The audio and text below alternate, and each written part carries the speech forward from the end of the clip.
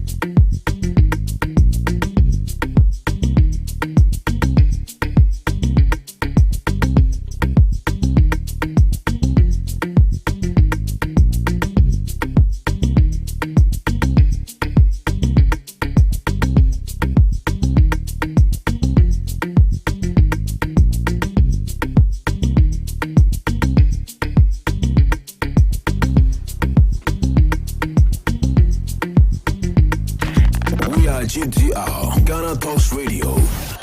This is GhanaTalks Breakfast Show, your morning companion. Your morning companion. This is GhanaTalks Breakfast Show right here on GhanaTalks Radio. It's a beautiful Thursday. It's a beautiful Thursday morning, and you are welcome to the GhanaTalks Breakfast Show right here on GhanaTalks Radio. This is a news headline review. Here we bring you all the latest headlines making waves in the news. From business to politics, from sports to entertainment, we got you covered with the most relevant stories and informed perspectives on issues that matter to you every morning, right here on the news headline review.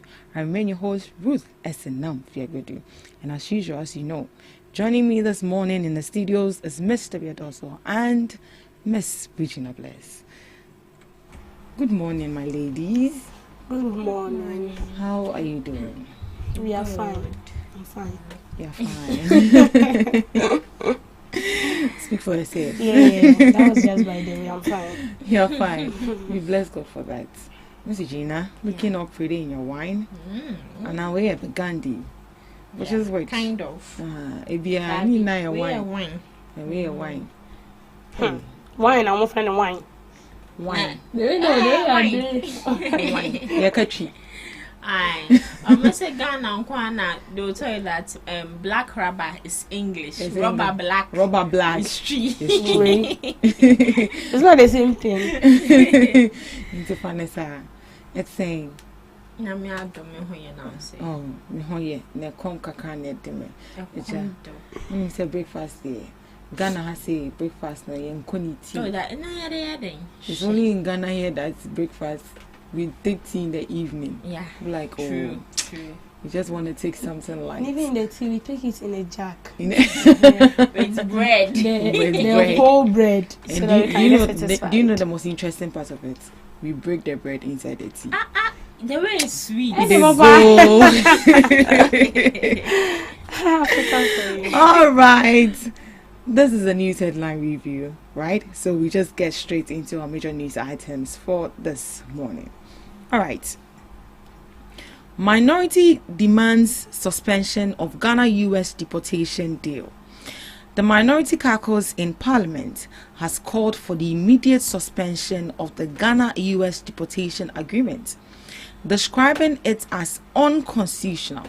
Speaking to journalists on Wednesday, the ranking member on the Foreign Affairs Committee, Samuel Abu Jinapo, insisted that the deal has not been ratified by Parliament as required by law. We therefore reiterate our call on the government to suspend with immediate effect the unconstitutional implementation of this agreement until Parliament has duly exercised its constitutional mandate to ratify same. And this was said by Jinapo.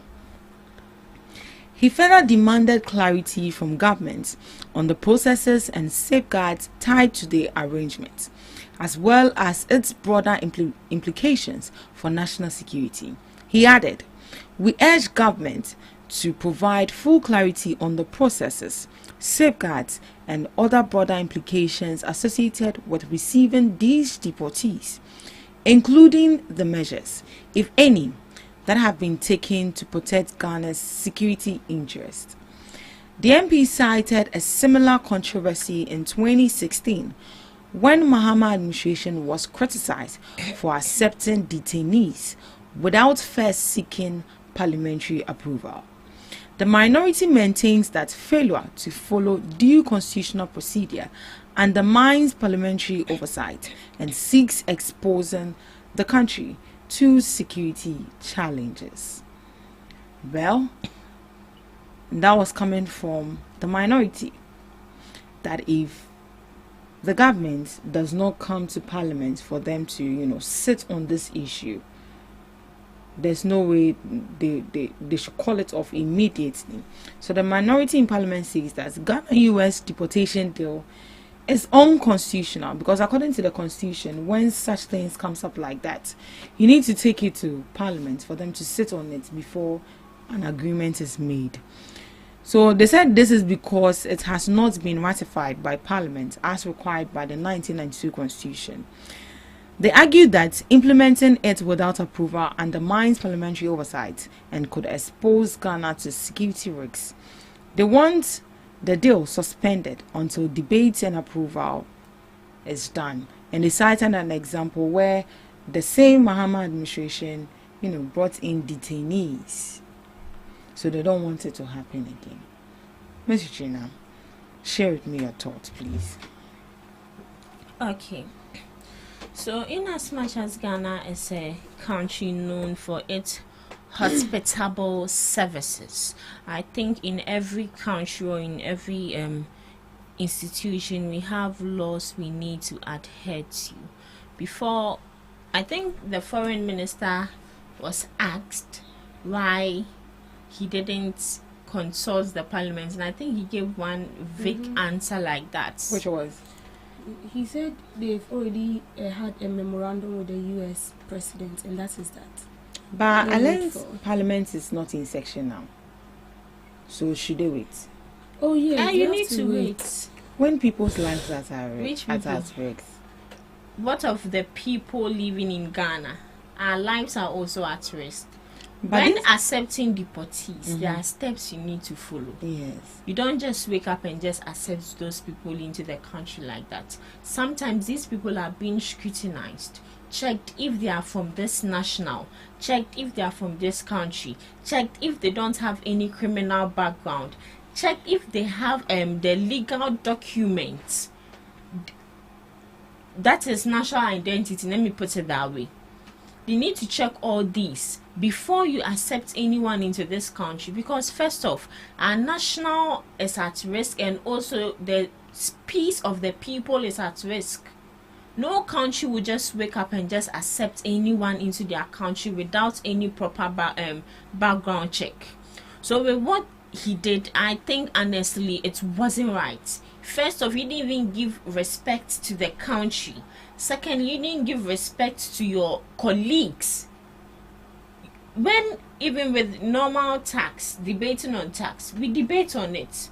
They debate on it before, if they want to accept it, they accept it. So how much more accepting other people into the country without consulting your colleagues first? And per my research, when you want to accept non-Ghanaian deportees into the country, first off, confirm bilateral or multilateral agreements. That is, Ghana cannot just take in other nationals without a formal agreement with their home country. Secondly, verify status of the deportees. That has to do with them, the legal documents, and also making sure that these people no criminal background. Thirdly, legal framework. Fourth, national security clearance. And we have the resettlement and support. And lastly, parliamentary and public accountability. So just imagine, without informing the parliament of something of these sorts, and you just bring them into the country and something goes wrong, who would you hold accountable? Or who would you go in to have a discussion with? Oh, say, and this is But now she said the burden will be on only you because you didn't consult anyone. And no, they would have an upper hand in really criticizing you and condemning you. So when this issue happened, minority in parliament went to, is it Cote d'Ivoire, where some Ghanaians are refugees there. Baby Omoteno, it's not somewhere a normal human being should stay. They went to support them with a sum of money, I think 20 million CFA. They went to support them with that money. Which I won't call for her, and you are attending to other people. That is why when elders say charity begins at home, it's not just a mere English. And your brofune then or more can say charity begins at home. Make sure that your people are settled first. So the energy you are putting in making sure that these people are safe, why don't you also extend that same helping hand to the people out there, your Ghanaians who are out there in other countries also suffering, who are also refugees? So do you think the government didn't do all of these security checks before accepting The these government people? didn't. Are you sure? Or could it be because they didn't take it to The parliament? parliament has to, your friend is saying they have to, I can't say, go approve before you can bring these people into the country. They didn't approve. They don't even have any idea about it. Okay, I get you. But for me, I think the government have done all the security check and all of that. But what the minority do not agree with is the fact that they didn't bring the issue to parliament for Before them to sit they in. do the security checks, the approval has to be the first thing. Before they do Before the any security security check. Say your man approval. No? Your man approval. So, go ahead and do it. That is where you bring the people and the security checks will go on. But where one country will be if security checks go on, still you have to give respect to NIPA. Respect Is due. But these people are not here to stay in the country. So what if Ireland they sued Ghana? Yeah, they did. They said they detained them. You see, They did. it's Yeah. not supposed to be. So these people have the right to move, And it's not only about the detained too. They don't know the reason why they were brought in. to Ghana. Because from what I read, it says that even when you come into Ghana as like a foreigner or something, you have just 90 days to be in this country and then you go. And these people coming into this country, it's not like they are here to stay, but they are just using here as a passage to go to other countries. So initially, from my point of view, I believe the government has put all their securities in check, done their research and then all of that. But the only problem I felt was the fact that they didn't go to parliament to sit on the And it's issue wrong. before approval. Because parliament is not in section as of now. Still quite wrong. So you think they should have waited You know it. till parliament. The country doesn't belong to the one in charge, if anything. Okujeto. The country doesn't belong to him. And because parliament is not in session, doesn't give you the right to take decisions on your own. And looking at these people suing Ghana and now they've withdrawn the case, so even if it's one day and they were detained in Ghana, it's still wrong. These people have the right to move when and where they want. They are not criminals for you to detain them against their rights. Right. Mistake.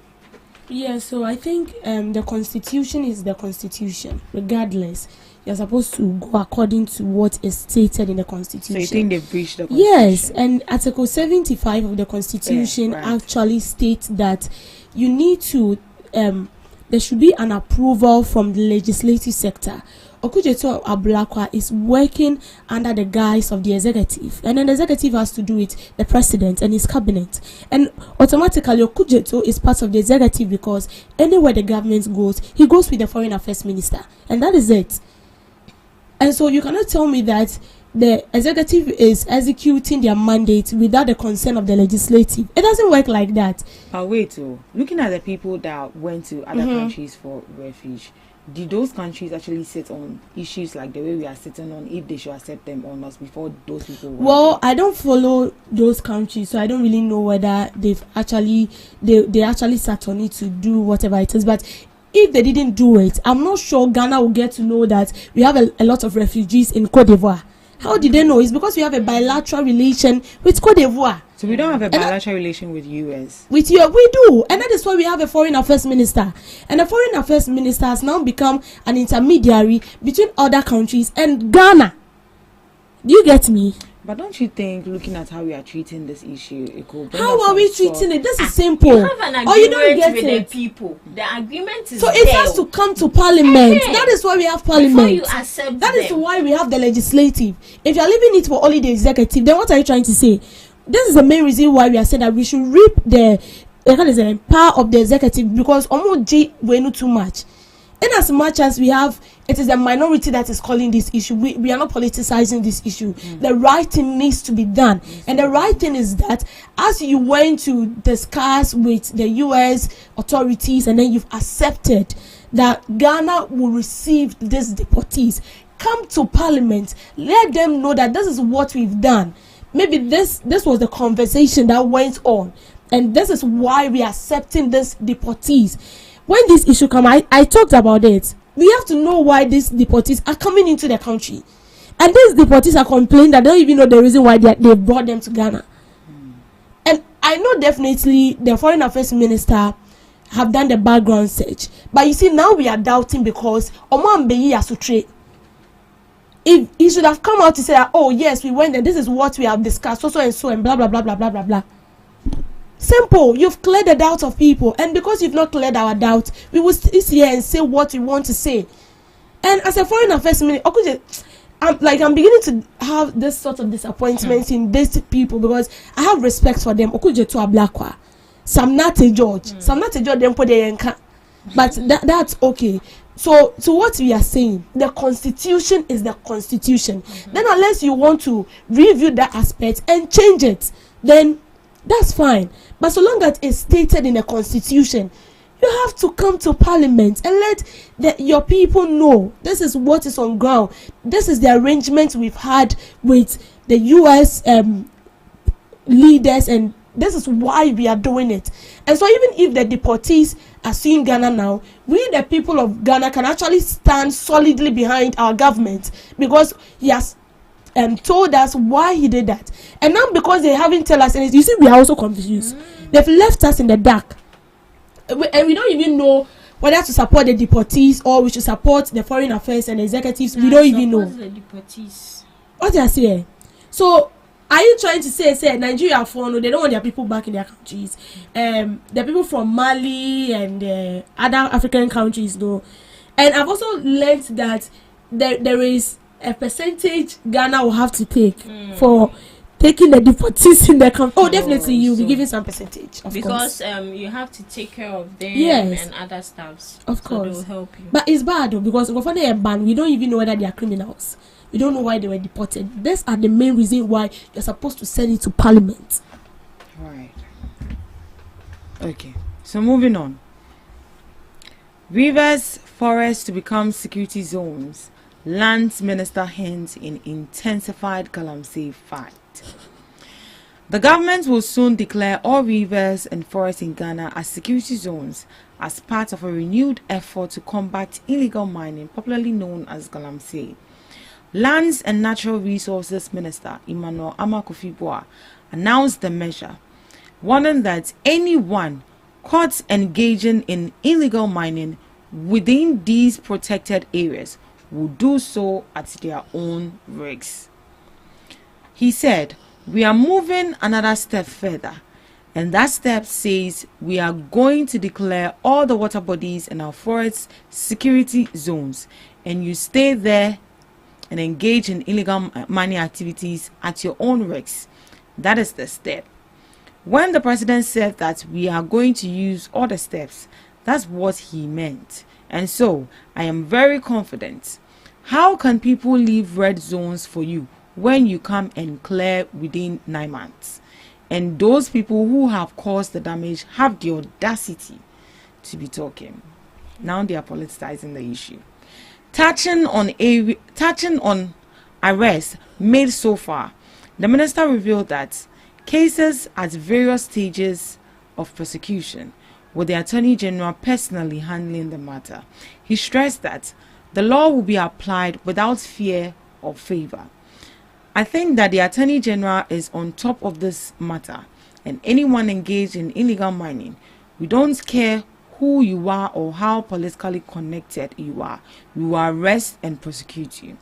The move to designate rivers and forests as security zones is expected to empower state security agencies to take tougher action against illegal mining operations, which continue to cause widespread destruction to water bodies and forest reserves across the country.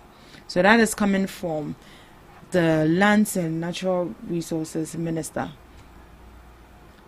Minister Ama Kofi-Boa, who says the government will soon declare all rivers and forests in Ghana as a security zone to fight illegal mining, also known as galamsey. This means that security agencies will have more power to arrest and prosecute anyone mining in these areas. He stressed that no one, regardless of your political connection or political party, will not be spared. They will not spare you. The Attorney General is personally handling these issues in courts. So hold betight you if these areas are pronounced security zones and you are caught mining illegally there. You'll not find it easy at all. That's another step further they have moved to, to fight galamsey. My question is, so the soldiers at Bema camp now, what are they doing? It's happening a bit deployed. I feel like this should have been done long time ago. Because I feel they are just there waiting for what to happen. War is not coming and they are still If there. they're not giving you the go ahead, you can't just move and go. What do you think? Do you think this? Yeah, I'm tired of this galamsey I issue. think you are in my mind. Because I don't even have anything to I'm say. like, good day, baby, or maybe I More than like. 1 year, because what he stated in there's no different for what they've been saying Yeah. over and over, Over and over And again. this is not the first time they would deploy military. No, not at personnel all. there. But you know, in the previous administration, they They did declared it. they did. They did. But when they raised the ban, it became even worse. But why did they even raise the ban, though? I wonder. Because if this thing is actually killing us, and we are trying every possible means to fight it, and then you declare a ban, and then you raise the ban, then it goes back to square zero.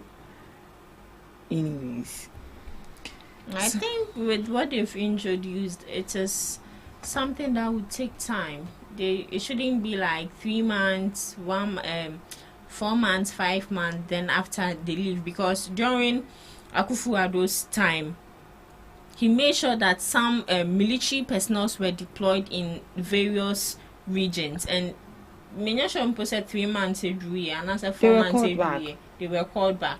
So I think, in as much as we know that we are suffering from illegal mining and its consequences are very dear to the environment, our climate, and also to individual as a whole, I think this is something they should really pay critical attention to.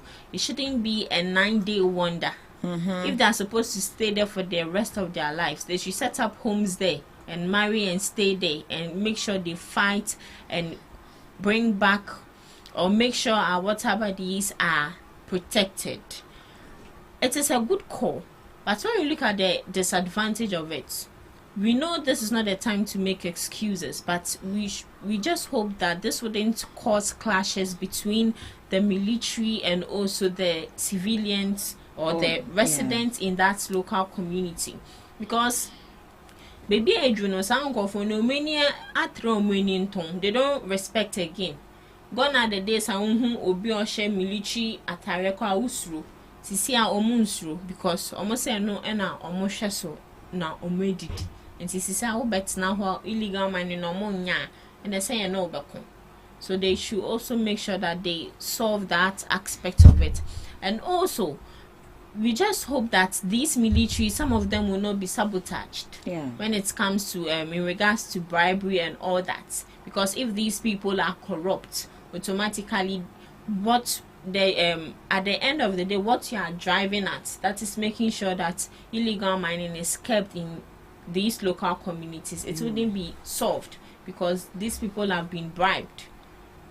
I think they also need to attend to that. Yeah. So looking at Miss Debbie, what Miss Minister Boa said, that has to do with if you are caught in these security zones, no matter your political connection or political affiliation, you'll be dealt with. Do you trust that the government? I don't trust them. Good. Why don't you? I don't trust them. We've heard there's countless without number. And what happened to the investigation they were doing with? Is it Yamin and Abanga? Yeah. Yamin, Abanga, and then. And what's up? Have you heard anything? Nothing. I've been following that story. We met him yesterday. Was it yesterday? A day before, during the protest? Oh, okay. Yeah. We haven't heard anything. I don't even know whether they are still doing maybe a background research before they want us to know. But since the inception of politics in this country, I'm young, I'm not that old yet. I've never seen a politician being arrested, especially when it has to do with sensitive issues like Galamsey. Even the NSS. Yes. Much scandal. Those at the end of the day, the corporates will now won a case against the person who filed the case against the corporate. Oh, this oral people. Were we not here where a corporate won a case against Attorney General? Yeah. That is Ghana for you now. Did he allow himself to be won or what? To be won over? How do you want me to say this for Madam? How? But it's shocking. Yes, it's shocking. Very surprising. A whole Attorney General, a corporate that was found guilty, has won a case against the Attorney General. Oh, that's with all the evidence that was projected by the Attorney General, corporate, that's a winning case. Then that's a good lawyer he has there. Well, yes. That is the yeah, only because thing when you go to court there, if you don't have a proper lawyer, yeah, that's the only thing. But a whole Attorney General, come on. Oh, anyway. So, politicians be arrested. I mean, sure. Say a betcha on one anti-aqua, but they're not near like what they are doing to Chemawuntimi. Allegedly, I'm not saying because I don't have any evidence that Chemawuntimi is in prison, but mark my words, Chemawuntimi will never be arrested or can never be arrested. Why? You they put it down, write my name towards that. What did they do? I need Chemawuntimi can never be arrested in this country as a corporate found solely in illegal mining. No. So is investigation still going on with this case? That is what they are saying. That is what they are telling us, that they are still investigating matters. If no, so per their findings, I've concluded that they've not found a solid evidence against Chemawuntimi because they didn't see him there. Maybe they didn't see him with excavators. Towing the assassin to get but gold. It's bad though. Then what's the essence of the oral? Because I have so much faith in this oral thing. See, you're not the only person. You are not the only person.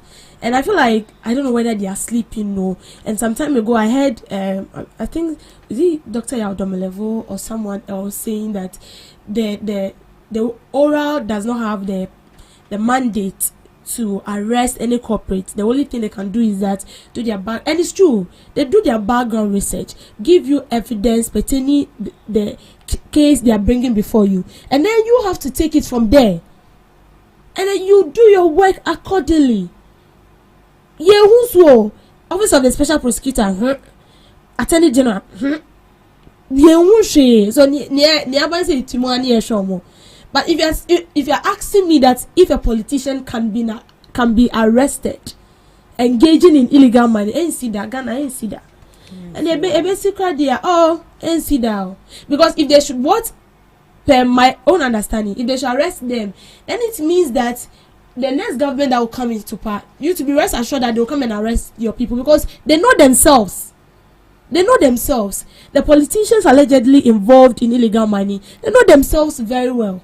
They know. So for me to arrest you, party ain't see that.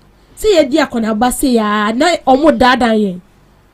Well, if they are going to pronounce those areas as security zones shortly, let's see what No, results. No, let's be optimistic. No, let's be optimistic. I think we shouldn't just Oh, jump into sister, conclusion. baby, what didn't we see in this country? So Debbie, what if these security zones that they pronounce, what if it works out? What should I do to you? Yo, don't do anything to me, but baby. And that is why I'm saying that let's not just jump into conclusion, but let's be. Me, I've already optimistic jumped about into it. conclusion. Then be ready to import water. Yo, import. I'll leave this country before you people start importing water. Be Me, there. come on, All right, moving on. Majority of Ghanaians report improved living standards. A new survey by Global Info Analytics has found that most Ghanaians believe their standard of living has improved over the past year. True optimism about the future has weakened slightly, though. So, according to the survey, 57% of voters say their living conditions have improved compared to a year ago. This marks a marginal decline from the July 2025 figure of 59%. Meanwhile, 11% of respondents report that their standard of living has worsened, a slight drop from 12% in the previous poll. Notably, across all regions, a majority of voters said they were better off than a year ago. Looking ahead, however, confidence appears to have dipped. While 67% of voters expect their standard of living to improve in the next 12 months, this is down from 72% recorded in July. At the same time, 20% now believe their circumstances will not improve from 16% in the earlier survey. The findings suggest that while many Ghanaians acknowledge progress in their daily lives, growing concerns about the future may temper the sense of optimism. Has the standard of living improved wherever you are?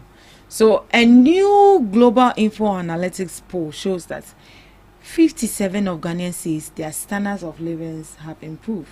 Just a 57% of Ghanaians, as compared to last year. Though this is slightly lower than July 59%. That means that previously in July they equally conducted another poll and they realized that 59% of these people said that standard of living was good, but now it has dropped to 57%. Only 11% feel worse off. Only 11% of Ghanaians feel that the situation has worsened. While the research see no change across all regions, most respondents feel better off now. However, optimism about the future has dropped. 67% expect improvement in the next year. So by next year, the 67% of the people living in Ghana are expecting a rapid improvement in the standard of living, down from 72. Formerly it was 72. Now it has dropped to 67. While more than 20% of people now doubt that things will get better. The survey highlights progress in living conditions, but also rising uncertainty about the future. So Obiane Senia, like life is going for them. A large number of people are saying that things are good. 11 people are saying that the situation has even worsened as compared to the previous government, and 67 are expecting that things will get better in the next year. Hello, ladies. You buy every day. You're in this country, you're paying taxes, e-levy, a whole lot of things. As compared to the previous year, has standard of living improved for you personally? Are things better? Personally, I would say, in my honest opinion, personally, no one should come for me. So as I was saying, personally, your man came into mind. Hope you understand. Yeah, I get you. Yeah. So I would say that things are moving well for me personally. I wouldn't speak for anyone. Yes. So in your opinion, in my honest personal opinion, things are moving on well. Now oba no be e-levy free so no. Now you can send money without any thinking. First no, e-levy was me. If I have to take car or walk, I'll come and give you the money. I won't send you the money because the e-levy was too much. And looking at our standard of living, I think in a way it has improved. I'm a lady. At first, I buy sanitary pad, sometimes 25 cedis. Oh, it's true. Yes. My area. Yours was 22, 25 but now cedis. it's like 17. Yeah. 16. It has been reduced to almost 17 or 16. 17. But the last time, you see, with this improvement of standard of living thing we are talking about, I thought that young Ghanaians, we are the ones who make ourselves suffer. Yeah. Because sometimes some people will go and take this at a lesser price. At least what they buy profits no fakakrat, so they will put a lot on it. This sanitary pad we are talking about that now is 16, 17. The last time we went to was it Accra? Yeah. We bought it at one of the filling stations, 22 cedis. Yes. 22 cedis. And so obi I nearly cried that day. Baby, obi to wow. Obeka say nyama boy yedin. But oko kroma nkasa baby you too now you see say things are less expensive. Things are less expensive. But yeah, hey, it used to be 15 cities. So then Regina came and was like 22 cities. 22. And I mean when she said it, I was like, hey. Why? PAD. No, yes. The sanitary pad. We bought it at a filling station. I was like, and so looking at my situation, you You have a just choice. have to buy it. You just buy have to it. buy it. You just have to buy it. So with the standard of living, obia benya bibiaka, and people will politicize it. MPP ni class and yama koyama no beka say it's not going on well. NDC ni say koyo and koyo timu eye na aban to beka say oh yeah. But me putting my political party aside, I think honestly things are really good. So 100% cry and kind of cry. Yeah, okay. So you have a political party? Nanka, Shit. it's your right to belong to a political party. Let me say me I'm for cheddar. I voted for cheddar, but unfortunately. Don't worry, they'll bring the sea.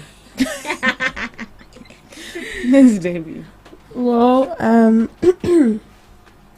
on a scale to from 1 to 10, I would say in a way 5% or 6 because, well, I would say it's okay. It's not that good, but it's okay. At least we're having some sort of relief, especially like transport fares.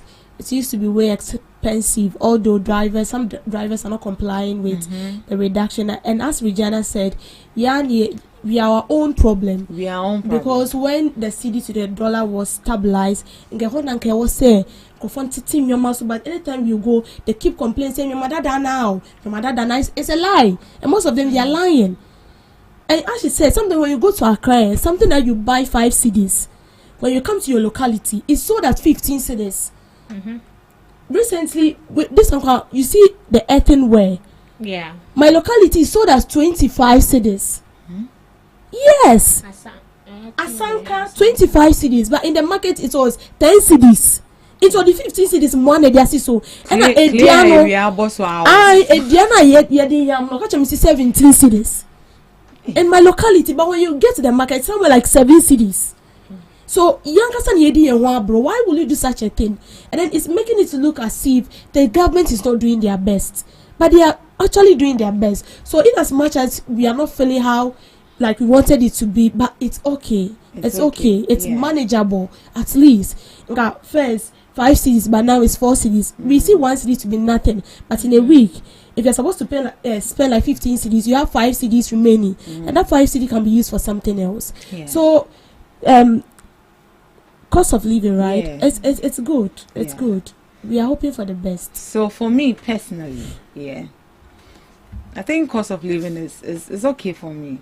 Yeah. Because first in history, lorry fares has been reduced. Yeah. Yeah. So you don't used to pay what you used to pay. And then when the dollar came down, I took advantage of that and bought my gadgets. Because when the dollar was up, the gadgets that was sold at 9,000. Now I got it at 5,000. That's 500, like 400 cedis or like 4,000 cedis I've saved right there. So for me, that one alone is a satisfaction for me that Life is a bit good. And the deodorants I used to buy for 30 cedis is now 26 cedis. Look at that. So I'm not trying to support anybody, but this is actually fact. You're right. This is actually fact. And even rice has even been reduced. Yes. We used to buy rice for 14 cedis. Now rice is 10 cedis. And oil. A cup is 10 cedis. Look at that. So as both of my ladies said, reduce the prices. Oh, they be old stock. Old stock. And sada. That is, I mean, I'll go to Accra. Even if it is one thing, I'll pick a to Accra. I remember my mom used to buy plantain right here in the area, and they give it to her 4 20 cedis. She will pick cash. She'll be like, hey. Now when she has 11 cedis, she can go to Accra and come back. Go and buy 20 cedis as that same plan. Plenty. Yes. So now that is what she's doing. Saturday or best 11 cedis, 50 11 cedis. In and out. In and out. Or the 20 cedis go top with body every brain have a goofy. So so for the standard of living there, I don't know how it sets at your end, but for me personally, I think things are okay. Reduction of lorry fare, reduction of some petty basic needs that you need in the house have been reduced. You can equally share your thoughts with us how the standard of living is treating you right there in the comment section, on Facebook at GhanaTalks Radio, on Instagram at GhanaTalks Radio, TikTok at GhanaTalks Radio, and YouTube also at GhanaTalks Radio. Thank you so much for joining us on the news headline review. Up next we have Debbie's Girl.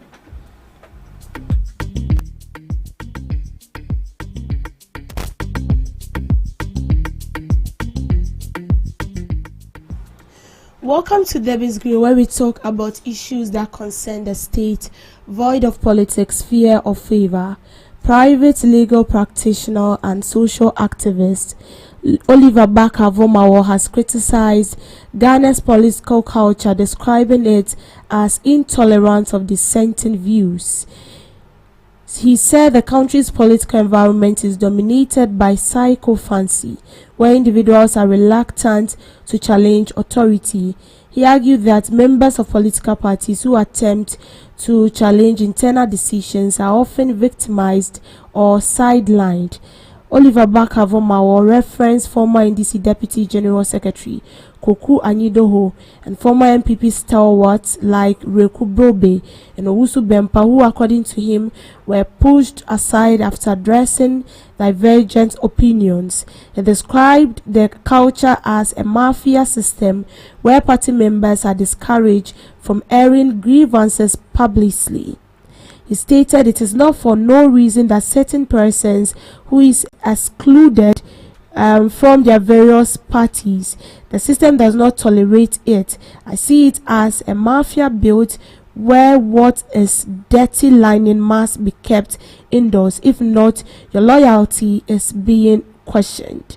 So Oliver Barker-Vormawor is saying that is condemning a mafia style political culture, something he has noticed in all political parties.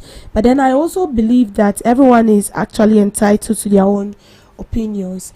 I'm sure no one is being sidelined in a political party, depending on what you do or depending on what you also bring on table. If you belong to a political party, you're supposed to work in the rules of that political party. You're supposed to go according to the proceedings that have been laid down in that political party. And then when you don't go according to it and you've been sidelined, I feel like you should do the right thing, or you should do your homework well. With the issue of Koku and we all know what led to one thing and the other, and is out of the party. I don't see it as a mafia, as he being mafiaed or sidelined from the party. People who are even sidelined from the party actually voice out when things are not going well in the party. They come out to voice out. They come out to say things they feel like it's not going on right, and the party is supposed to do it this way or that way, and they are not doing it. This is something about that. Even when we take Kufuor of the MPP, it's got to a time some people are saying that Kufuor has been sidelined. Kufuor himself came out to, he actually brought out a notice that he was sidelined from the party. But even with that, when something is not going on in the party, he comes out to speak about it. He talks about it.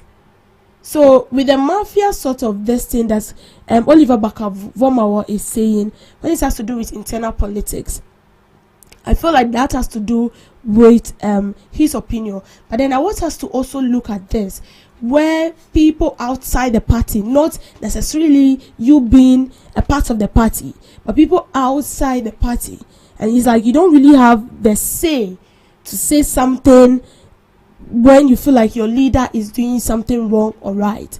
And we've had leaders threatening civilian in their face because they are leaders. We've had politicians threatening civilian in their face because they've entrusted with power. And we've seen instances where leaders even slapped civilian in their face and no one has said anything about that. And nothing has been done to them because we feel like they are leaders. And then we feel like they can do anything at all. They cannot be corrected. But it's not supposed to be so. And as much as you're a leader, you're a human being. You can actually commit mistakes. And that is why you have people around you to tell you that, no, the route you are taking will not lead you into or will not land you into something profitable. So you are supposed to take the step. Yes, you can never see a leader without a follower. Every successive leader has a follower. He has followers around him. And the followers are not there because they want to emulate your style. Yes, some of them would like to emulate or see you as a mentor. But aside that, they are also there to let you know, yeah, you are my boss. Yes, that is a fact.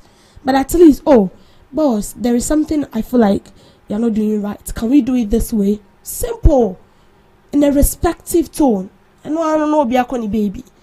But we don't really see that here in Ghana, especially when it has to do with politicians and civilians. We've seen instances where Alfredo Markin slapped a police officer in the face, and Yako can you see police officer no any baby. Uncle see baby. But if it were to be a civilian that did that to a politician, wow, ya pay lawyer, you do work with them. And obey them also. Obey them.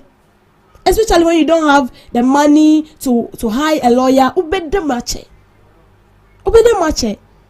And it's bad. And as much as you've been trusted with a power, that doesn't mean that you should intimidate your followers. You should intimidate people who are in to help you materialize your vision. No, it shouldn't be like that. And politicians are fond of doing that. They don't care about us. They don't feel. It's like they have no emotions for we, the citizens. And automatically, every citizen in Ghana is a follower to the government. And it's bad. It is something that we need to correct. We need to change that status quo because it's not helping us as a nation. Why will you, raise your hand as a leader? Hit a police officer as if it's sad though. And that issue has died out just like that. And I know by now they'll be blaming the position. We need to put these petty things into consideration. You know, sometimes you don't really pay attention to them, but as a country is hurting us negatively. Please, we need to work on it. And as much as you're a leader, you're listening to me as a politician, your constituents has given you power, doesn't mean that you won't regard them again. No. You're standing in for them, and without them, you don't exist. And it's the same way, without you, they also don't exist. Because you live for them, and they live for you. But in a case where you feel like you are the one living for them, and they have nothing to offer you, that is when the chaos starts. If all civilians are to arise today and feel like what the politicians are doing to us, we are not in agreement with them and they are hurting our feelings and all that, then it means Ghana. And that is not what we want. So the leaders are supposed to do the right thing and the followers also walk in their footsteps. Thank you for making time with me on the screen. Thank you so much, Miss W, for that, girl. Today in history with Miss Regina Bless. Today in history, 1964, Mozambique War of Independence starts. The Mozambican War of Independence was an armed conflict between the guerrilla forces of the Mozambique Liberation Front and Portugal. The war officially started on 25th September 1964 and ended with a ceasefire on 8th September 1974, resulting in a negotiated independence in 1975. 1969 signing of the Organization of Islamic Cooperation's Charter occurred at the First Islamic Summit Conference in Rabat, Morocco. On this day, this decision was a direct reaction to the arson attack on the Al-Aqsa Mosque in Jerusalem, which took place on August 21st, 1969. The summit established the Organization of the Islamic Conference, and its charter was signed to promote Islamic solidarity and cooperation among member states. Kenyan politician and environmental activist Wangara Maathai died. The Kenyan politician, environmental activist, and the first black African woman to win the Nobel Peace Prize in 2004, died on September 25, 2011, at the age of 71. Looking at some observances, International Day of Pharmacists is observed annually to recognize the crucial role pharmacists play in improving global health and patients' well-being.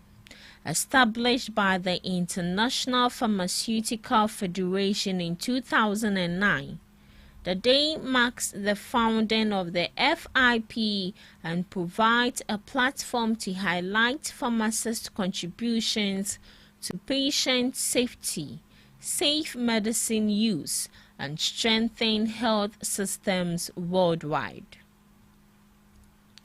World Dream Day is celebrated to inspire people to identify, pursue, and achieve their goals, fostering a global culture where dreams and innovation can thrive.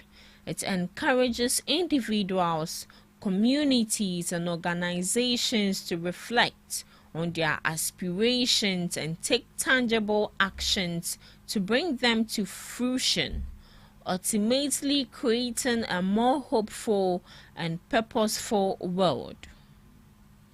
National One Hit Wonder Day is held to honor musical artists and songs that, despite only achieving one significant hit, remain memorable. The day provides an opportunity to enjoy nostalgic music and give recognition to these artists.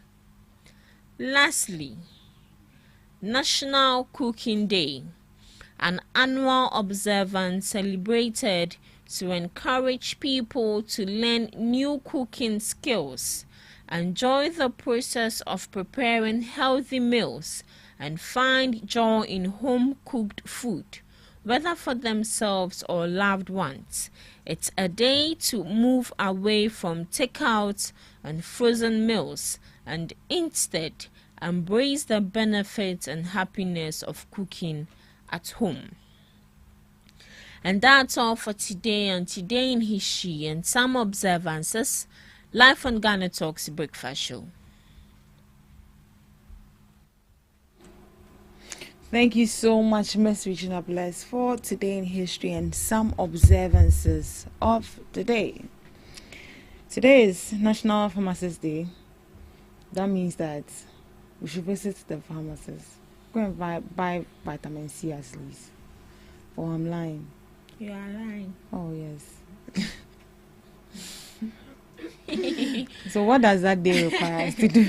Or is just for the pharmacists alone? Yes, just for the pharmacists alone. We are appreciating their efforts because these people work from Monday to Sunday. Yes. Every day, each and every day. Sunday. They don't have any resting days, nothing. But you know some pharmacists are liars, right? They are liars. Yes. How? Ukona si ukoto para. Uka say, oh, to F pack. Me say me pe para. O say me pe M pack. Yeah. Sometimes they don't tell you the truth. Yeah, they don't tell you I the went truth. To buy a medicine and I was asking the guy, like, cold, and the medicine they gave me, hey, it's no boom. So I was like, I have a pharmacist friend, and I was asking her whether it's a cold medicine because when I think it doesn't sound like the way they work with me when you're cold, like he's doing something different. Cold, they blood like it's more when you so chill. Yeah, sometimes Ritalin like this. Internet, most people abuse cold medicines like codeine, for instance. These weed smokers, they abuse it because some more are high. Oh, really? Codeine is for cough. Me myself, I don't have any idea like that. So Codeine is for cough, and they abuse it. Most of the time, but on the ton just for them to be high. And Ritalin like this, most of the times when I have severe cold, I buy it. I thought that one this one is like that. Yeah. That's once you have to sleep for it to work. Yeah. So you need rest. Pharmacist in disguise. That also brings my attention to the fact that not everybody dies in the pharmacy is actually a pharmacist. Oh yeah. Yes. Seriously, because some people, you even go to them and then show them the medicine. They don't even have any idea about it. Yes. Which I think the government should also look into But that. at time we understand the difference between a true pharmacist and someone Over the counter. Yeah, and also we have something called, I think, MC. They are just assistants. Assistant pharmacist. Nti wo bon say main pharmacist no ho na assistant nso wo ho. Nti assistant en to do mo nhyedan nim enjoy ni mo no mo call 3 months 6 months courses no. Right. Be careful out there, right? Yeah, be careful out there. Let's all be careful. But then out I will there. actually advise someone to go to the hospital straight instead of pharmacy. Pharmacy. Right. All right. And that was for my ladies. Thank you so much for joining us on the first segment of the Ghana Talks Breakfast Show. Right after this, we'll be coming up with the news. Please stay and stay with us. When your guy, what it?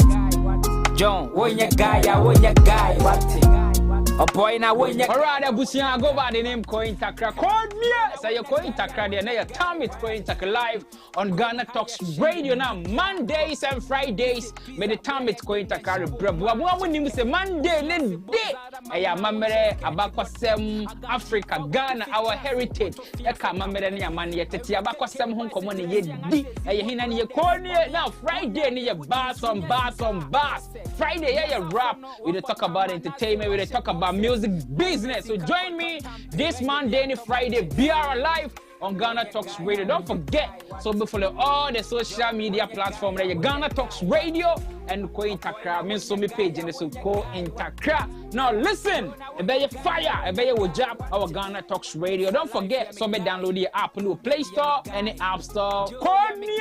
Your time it's Ko Intakra Monday and Fridays. Jinamudi obi ama mi ara time no 7 p.m. sharp. Yeah, the Jumedi any bro. Hina ni Konie on your guy. Wadim Savieta Sika Yafanko Tovenza. Ghana Talks Radio, #1.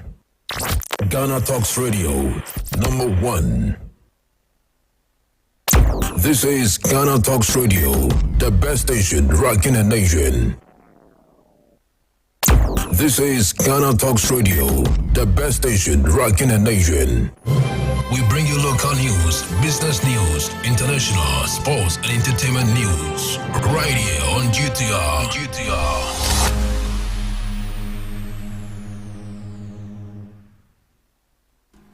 Welcome to the morning news broadcast on Ghana Talks Radio. In today's news highlight, Vice President urges Education Ministry to handle high school placement challenges with empathy.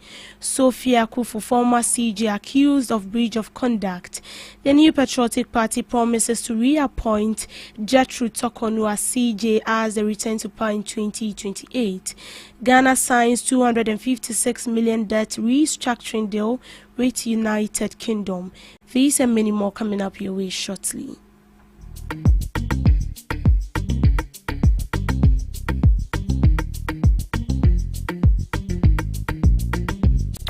Ghana Talks Radio, #1. Vice President Professor Nana Jane Opoku-Agyeman has urged the Ministry of Education to handle the ongoing high school placement challenges with empathy. During a courtesy visit to the ministry, she emphasized the need for staff to explain the situation in a polite manner to affected parents and students. This was after 107,509 students were left without automatic placement. However, students without automatic placement have been directed to use a self-placement portal from available options.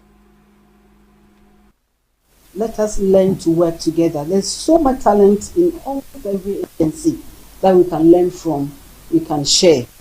And I want to urge all of us that we learn from each other, we share our expertise, and that is the result for all of us. And that's what matters most. I know you are doing school placement, and you have all kinds of people besieging, if not your offices, your homes, your phones, and all of them. What can we do? Let's just try very politely to explain the situation. What we try to do is to create more A schools with the E-blocks. And that's one of my to implement all of it. To run the whole system to demonstrate that yes, for A schools. And it doesn't matter whether they are D or D, but the rest they say is history. From who we are, and with everybody's support, we'll do the best we can. Thank you all very much. Senior communicator for the Movement for Change has announced plans to petition for the removal of former CJ Sophia Kufu from the Council of State. Mr. Owusu alleges that Justice Akufu breached her oath of secrecy with a recent comment on the removal of Justice Araba Tokonu. He questions her integrity, testifying before a parliamentary committee investigating Tokonu's removal, given her role on the Council of State. He vows to petition for her removal for accountability and integrity in governance. Secondly, you spoke about Madame Sophia Akufu. Because she canvassed a position. I'm happy to announce to you also that she will be the next person that I will petition to be removed from the Council of State. Why? Breaching of oath of secrecy. What she has done is so dangerous, it must never be encouraged in this country. And I'm serving notice to her that I will go after her. We need to rid this country of such people. She has occupied the position of the Chief Justice of this country before. If you go to the Council of State, she is in charge of the legal, constitutional, and petitions committee. She has it. Every petition that goes to the Council of State, it goes to her first. She took part in the consultation with the president to establish the prima facie case. You knew all the issues surrounding it. How on earth would you then turn and go back to the committee? Oh, so are you saying as a Chief Justice, I am telling you, it cannot canvass the position that she has because of the institution she has served all her life, and then also gain credibility for, ultimately heading. So there is something called collective responsibility. She's a member of the Council of State. Are you with me? If you were a member of Council of State, took part in the consultation, and you didn't even vote, you abstained. That shows how insincere she is. If she really believed that indeed what was happening was wrong, she would have voted no. Abstinence does not mean you do not agree. Abstinence could be you agree, but you don't want to hurt the feelings of the person affected because, as it were, both of you went to secondary school, Wesley girls. And so, old guys, that could be you have occupied the position before. I am also, she has also occupied the position, and so I don't want to offend the position. Because she's a woman, feminist. What's the feminist action or what? Feminism. Feminism. That is understood, but you cannot shortchange your position as a member of the Council of State for this. So I'm going to petition, and let's test the laws of the land. So that is what. In similar developments, a member of the New Patriotic Party's communications team, Awal Mohammed, has revealed that MPP plans to reinstate Tokonu in 2029 when they come into office. This comes after Justice Tokonu was removed as Chief Justice and Supreme Court Judge on September 1st, 2025, following a committee's recommendation citing stated misbehavior. The most important thing is that at any point in time, if the government feels that this person, because you see, from all indications, by 2029, there is the highest possibility that we may have to also reinstate Justice Tokonu. You're going to reinstate her? She has to be reinstated. You are contemplating the idea of reinstating Justice? Yes, because by then she will still not be up to 70. And we still insist that because she was not removed with the due process, and she's still challenging the processes. I mean, that's as if she's still on the bench of the Supreme Court by that time. Because, whether she's on the bench or is not on the bench, because she was removed as the head of the judiciary, not as a Supreme Court judge. Well, I think that's very interesting. You're thinking of reinstating Justice Tokonu when you return. Yes. The executive chairman of Jonah Capital, Sir Sam Jonah, has stated that the fight against Galamsey cannot succeed without the active involvement of traditional leaders. His comment comes amid mounting pressure from civil society groups and other stakeholders, urging the government to declare a state of emergency in mining hotspots to confront the menace. Speaking during a fireside chat organized by the School of Communication Studies at the University of Wisconsin in Accra, the renowned businessman noted that the problem is not the absence of legislation, but the failure of authorities to enforce existing laws. The laws are there. Don't mine in forest reserves, and when you do, you have to clean it up. It is not that we need more laws. It is the case that we need more enforcement. You can only enforce when there is an important element that is missing in all of it, which is the involvement of traditional leaders and community, he said. In business, Ghana has taken another bold step in its economic recovery and resetting journey with the signing of a bilateral debt restructuring agreement with the United Kingdom, covering some 256 million. The agreement, signed in Accra by the Minister for Finance, Dr. Kaiser Latoforsen, and Trade Commissioner for Africa, Mr. John Humphrey, is the third bilateral agreement concluded by Ghana under the G20 Common Framework, following similar deals with France and the Export-Import Ghana of China. Beyond restructuring, the deal unlocks the reinstatement of financing by United Kingdom Export Finance for 5 transformative infrastructure projects in Bolgatanga, Boku, modernization of the Komfanoche Teaching Hospital, Obichembi Labte Interchange, construction of Phase 1 of the Temaflau Road project, redevelopment and modernization of Kumasi Central Market. Dr. Forsen described the signing as both a relief and a call to action, noting it is the nation's hope never to return to this point of debt distress. He praised the dedication of the Ministry of Finance team for supporting him in delivering this breakthrough, while reaffirming Ghana's commitment to restore debt sustainability and accelerate growth. On his part, Mr. John hailed the deal as a landmark moment in United Kingdom-Ghana relations, stressing it is more than just a financial agreement. He said that partnership is making room for significant infrastructural development in Ghana, proving that initiatives such as the 24-hour economy and the Big Push are not mere slogans, but real commitments backed by international collaboration. Also present at the ceremony were the United Kingdom High Commissioner to Ghana and the Chief Director of the Ministry of Finance. The Ghana's tourism sector is booming, with new figures from the Ghana Statistical Service showing that inbound overnight visitors spent a staggering 15.2 billion between October 2022 and September 2023.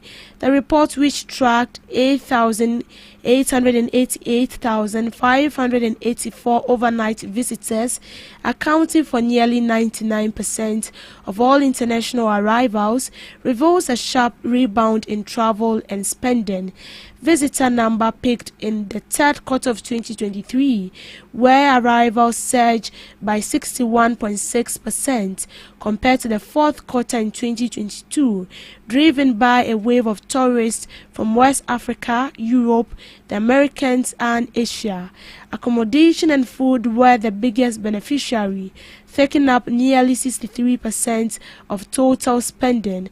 Hotels saw rising demand, with stays climbing to 146,571 in the third quarter of 2023. Business and professional travelers topped the spending chart, contributing 2.7 billion in a single quarter, while American tourists recorded the highest per capita expenditure at 28,233. Top attractions such as Cape Coast Castle, Independence Square, and Kakum National Park drew the largest crowd. Yet officials caution that most visits are concentrated around Accra and the Central Corridor, leaving opportunities untapped in other regions.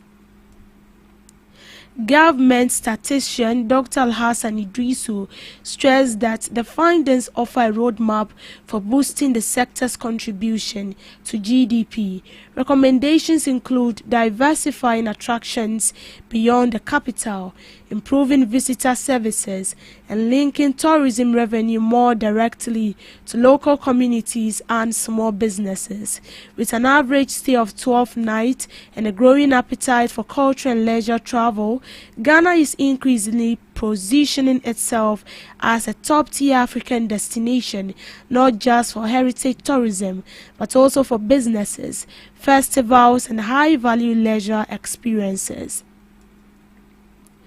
Access Bank Ghana has named Pearl Nkrumah as its new managing director, effective October 1st, 2025, marking her first woman to lead the bank since it commenced operations in the country.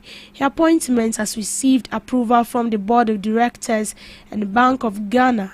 In line with regulatory requirements, she succeeds Olamide, who has served as managing director for the past 7 years and will now assume a new executive role within the bank's parent company in Nigeria. Pearl Nkrumah brings more than 25 years of experience in the financial services, spanning retail and digital banking, commercial banking, risk management, and digital transformation. Before this appointment, she was the executive director for retail and digital banking at Access Bank Ghana, where she also oversaw retail operations across 15 Access African subsidiaries outside Nigeria.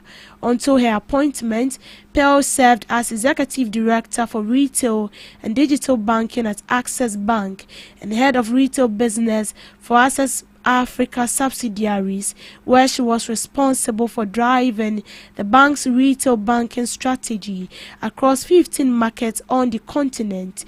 She also serves as chairperson on the Council of State Stock Exchange, representing listed companies. Prior to joining Access Bank as executive director in 2022, Ms. Nkrumah began her banking career at Standard Chartered Bank, where she worked from 1998 to 2012. She subsequently joined Stanbic Bank in 2012, where she held various leadership positions. With more than 25 years of experience and financial service sector, she brings on board extensive expertise in retail and transactional banking.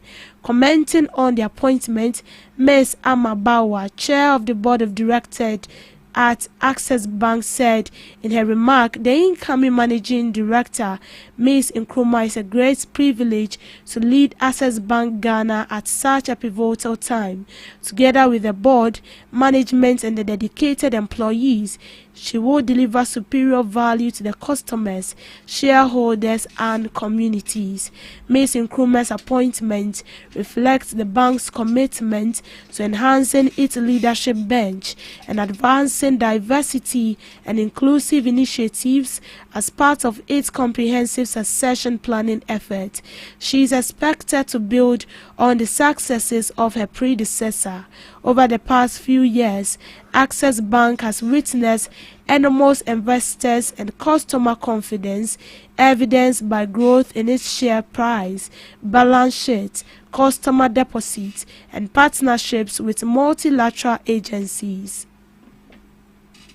The bank has also earned several global and industry awards for its performance and sustainability footprint, include Best Bank in Ghana, Best Bank Euro Money 2024, Outstanding Sustainable Project Finance Awards, Best Digital Bank in 2023, and Best CSR Bank in 2020, 2021 to 2023. Consistently ranked among Ghana's top performing banks, it delivers world-class services while driving socio-economic impact through initiatives in financial inclusion, gender empowerment, education, health and the environment. Operating from more than 700 branches and services outlets in 23 countries, Access Bank is committed to setting standards to deliver superior value to customers and provide innovative solutions for the markets and communities it serves. To sports, players of Asante Kotoko will receive a special bonus if they qualify for the second round of the CAF Confederation Cup preliminary round. According to the club's director of communications, Kotoko have a slim lead after the first leg 4-3 win over Nigerian side Kawara United in the preliminary round last Sunday. They will travel to Nigeria on Friday for the return fixture on Sunday at the MKO Abiola International Stadium, which is a temporary home venue for the based side. In an interview, the manager said there is always a winning bonus even in the Ghana Premier League, but qualifying from the preliminary stage will add some appreciable amount of money. Progress for the Porcupine will set up a second preliminary round clash with Moroccan heavyweight Casablanca. Safo believes it is non-negotiable for his side to progress to the second round. Ghana winger Tariq Lamptey has successfully undergone surgery on anterior cruciate ligament injury he picked up recently. He was recently joined Italian Serie A side from English Premier League side, and Hove suffered the injury legs game against Camo on Sunday, September 21st. The club announcement in a statement that the Black Stars players had been undergoing a series of static and dynamic clinical and diagnostic tests in order to diagnose the extent of the injury. The test revealed that Lamptey had picked up an isolated tear of the anterior cruciate ligament, requiring surgery that has been completed successfully, according to the Italian club. Tariq Lamptey is expected to be out for an extensive period and is said to be in heated race to be fit in the time to be part of Ghana's team at the 2026 FIFA World Cup. Ghana is on the verge of qualifying to the next tournament. The Black Stars lead Group I of the 2026 World Cup qualifiers in Africa. Fellow Black Stars players Alidu Seidu, Daniel Kofitre, and Fatal Ishaku recently recovered from ACL injuries. That is how we end it on the morning news broadcast. As usual, do well to log on to all social media platforms as well as logging on to www.GhanaTalksRadio.com for more news updates. I am Deborah Dorso. Good morning. Ghana Talks Radio, #1. Are you ready to amplify your business or brand's reach and make a meaningful impact in Ghana and beyond? Partner with Ghana Talks Radio today to connect with a diverse audience across Ghana and beyond. Elevate your brand through on-air promotions and social media. Boost your brand during prime time. With Ghana Talks Radio, you can extend your reach across digital platforms. Ghana Talks Radio is not just a station, it is a community hub where your brand becomes part of the conversation. Join us in fostering connections, celebrating culture, and making a lasting impression. For customized sponsorship packages and enquiries, email contact@GhanaTalksRadio.com or call +233 202 544614. Ghana Talks Radio, giving the youth a voice. When your guy, what it? John, when your guy, what it? A boy now when you Parada Busia go by the name Coin Takra. Call me, say you're Coin Takra, the name time it's Coin Takra live on Ghana Talks Radio now. Mondays and Fridays, may the time it's Coin Takra. Bravo, when you say Monday, then day. Aya mamere abakwasem Africa, Ghana, our heritage. Eka mamere ni amani yeteti abakwasem hong komoni yedi. Aya hina ni yekonie now Friday ni ye bass on bass. Friday yeah rap. We talk about entertainment. We talk about music business. So join me this Monday and Friday. Be our live on Ghana Talks Radio. Don't forget, so before all the social media platforms, Ghana Talks Radio and Coin Takra. Me so me page and so Coin Takra. Now listen, a better fire, a better will job our Ghana Talks Radio. Don't forget, so be download the app on Play Store and the App Store. Call me, your time it's Coin Takra. Monday and Fridays. Jinamudi will be a mamiara time enough at 7 p.m. sharp. Yeah, the Jumadi and bro. Here, call you on your guy, on your guy. What him? Savieta Sika, your fan Kotovenza. What do you want for breakfast? How do you want your breakfast? English breakfast, French fries. Koko Nikosi, alo komi kesheto. Wache. Well, Gobe is the real deal. Join us on Ghana Talks Radio. Let's serve you a buffet of breakfast. From news headlines review, current affairs to social issues. Entertainment, sports, and all the trending stories live on our mobile app and across all socials. From Monday to Friday, 7 a.m. to 10 a.m. With me, Pakwesi Omare, Regina Bliss, Deborah Adoso, and I am Esinal Fiagbedu. This is Ghana Talks Breakfast Show.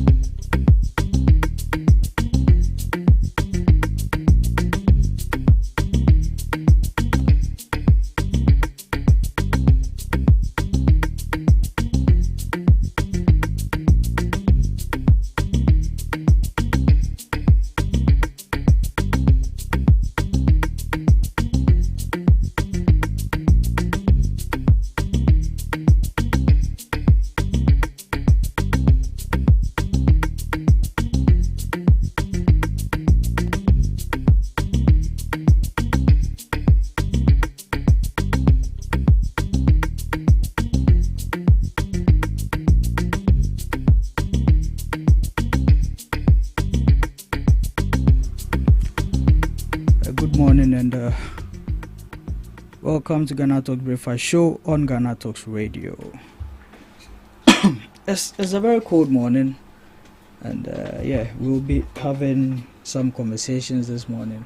Today it is going to be a very general conversation. We are going to look at the state of the nation currently. So, however you see the nation to be under the new administration, things that has been, things that are going on, and things that you think will be going on, you can also share your views on that. But this is what we are bringing your way this morning. My name is Pakwesi Omari once again. We'll begin with the ladies joining us for the conversation. Later on, the guests will be joining us to get into the main conversations for the day. Ladies, good morning once again. Good morning. So today we are looking at something very general, something we haven't really done on the show before. We are looking at the state of the nation. And for quite some time now, I mean, it's strange that under a new administration, there's been protests. And now we've recorded about 5 protests. We've recorded about 5 protests already in the country, and it tells something about how the nation is going. That doesn't mean that things are not really moving well, because I think even on the 30th of September, there is another protest booming. Some people are looking to protest. That is the railways people. They are looking to protest on 30th September as well. So, looking at the state of the nation, all these protests going on, is there something informing us about things not really going as it's supposed to be? Because not so long ago, we heard the former president say that Ghanaians are regretting voting against the NPP, and they wish they had the NPP in power. So, is that what we are looking at now, or you think it is something different? So, if he's saying that people are regretting for voting his party out, does that mean that under his party, like under his administration, there were no sort of any lapses or challenge they faced? Is that what he's trying to say? If he's trying to say that, then I think he's deceiving us, because you can't tell me that everything was rosy during his administration. Definitely there were sort of like challenges here and there, and it happens everywhere. And even in this new administration, there are some challenges that are still ongoing, that they are trying every means and possible way to, manage it. So, as I said yesterday, I think that is his opinion, saying that people regretted actually voting them out. You could see the voters. And now, for me, what I've actually come to learn is that people are becoming open-minded. People are not voting based on religion or based on ethnicity or something, because like I'm an Akan, so I'm going to vote for the NPP. Because I am an Ewe, I'm going to vote for the NDC. I think people are actually getting to know much more, are becoming intellect, like literate. So they actually look at the policies you are bringing on board. So let's look at the 24-hour economy, for instance. When they brought it on board, I was happy about it, because when it comes to our country, finding a job is very difficult. And if one offers, there are going to be 3 shifts. Why not? That means that you're employing new people. Like, people are coming on board, so that issue will be sorted out. And then when it comes to them also saying that they are going to take out the e-levy, we were paying taxes, but we were not seeing what the money was doing. So for that one, I can also say that people also looked at that aspect and then said to themselves that if this is what they brought up, a whole lot of issues like manifesto and all of that. So people actually listened to it, learned about it, and that was why they decided to vote for this person. I don't think anybody was forced to vote for the current administration in power now. They look at their manifesto, they look at their policies they are bringing on board, wait and see that if it's going to help us or not. Previously, we saw that former President Nana Addo Dankwa came up with free SHS. People saw that, oh, this policy is actually going to help people a lot because looking at the economy, money no day, and then putting your ward to school is very difficult. So if this man is coming on board and saying that he's going to take that burden off for us, why don't we give him the chance? So right now, looking at our political space, I think people are becoming literate and then they are learning about the policy rather than, getting themselves attached to political parties based on ethnicity, loyalty, or whatsoever. Okay. Just as we have at the Akutia, it's a swing seat. People saw that the NPP was not helping them. What vote did they do? What developmental project did they do there? They didn't see any of them, so they decided to bring in the NDC. They tried them also. If they are also not doing it well, they'll boot you out and go in for somebody who will bring in something proper.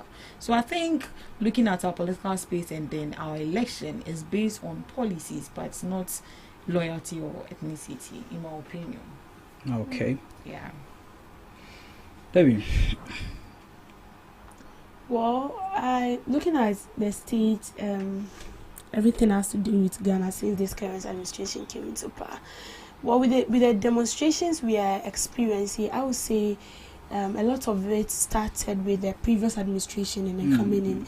Especially people are demonstrating now of them not being paid. It started from the previous administration because NDC was not in power in 2024. And when listening to these demonstrators, they actually say that since 2024, since 2023, since 2021, all this period are with the previous administration. Exactly. And as she said, because they felt like we were not being listened to, so why don't we bring in someone new? And then you see, the mentality we have as citizens is that when we are bringing in someone new, automatically, immediately you come into power, you're supposed to do our need for us. You're supposed to meet our needs. But you see, when you come into power, you're also supposed to put things in place. So when this previous administration came into power, they realized that what the MPP said they've left behind was not what they met, especially when it has to do with the money we have in our coffers. So then what do they have to do then? So with that, they might actually promise that, okay, fine, when we come in the first 1 month, you are going to pay your salaries, we are going to employ you. And then when they come into power, they realize that the money we have in the coffers, so maybe a better kakra. So I don't know, it will take time. So with that, I feel like the leaders needs to be like open to us, as they said, because they at a point in time they actually had a briefing where they told the country that no, what we have was not what we were told. And Tebani Sahich's kakra ebeba baby. So as I said, with those demonstrations, it's from the previous government, and because you've also promised us, so we also need to demonstrate to awaken that promise and let you know that what you promised are supposed to do it. So at this time, the citizens have now become watchdogs, and then they're ensuring that what you say, you're supposed to do it for me. Because you said, I've completed school maybe way back in 2021. And but you told me that when you come, in 1 month, I don't understand that 1 month, I want you to come and immediately you do it for me. If you're telling me that there is no money, find money. That is we citizens. But I believe that managing the affairs of the state is not like that. So when you take everything into consideration, for me, I feel like, well, things are not really going how we want it to be, but at least we are on the verge of breakthrough. We are on the verge of getting there. If we want to put aside politics and everything, we are making progress. And a lot of these protests is politics. Like the recent one my colleagues went to cover. It's politics, and if you listen to what they are saying, it doesn't make sense. It's like, and it's from the opposition. It's to say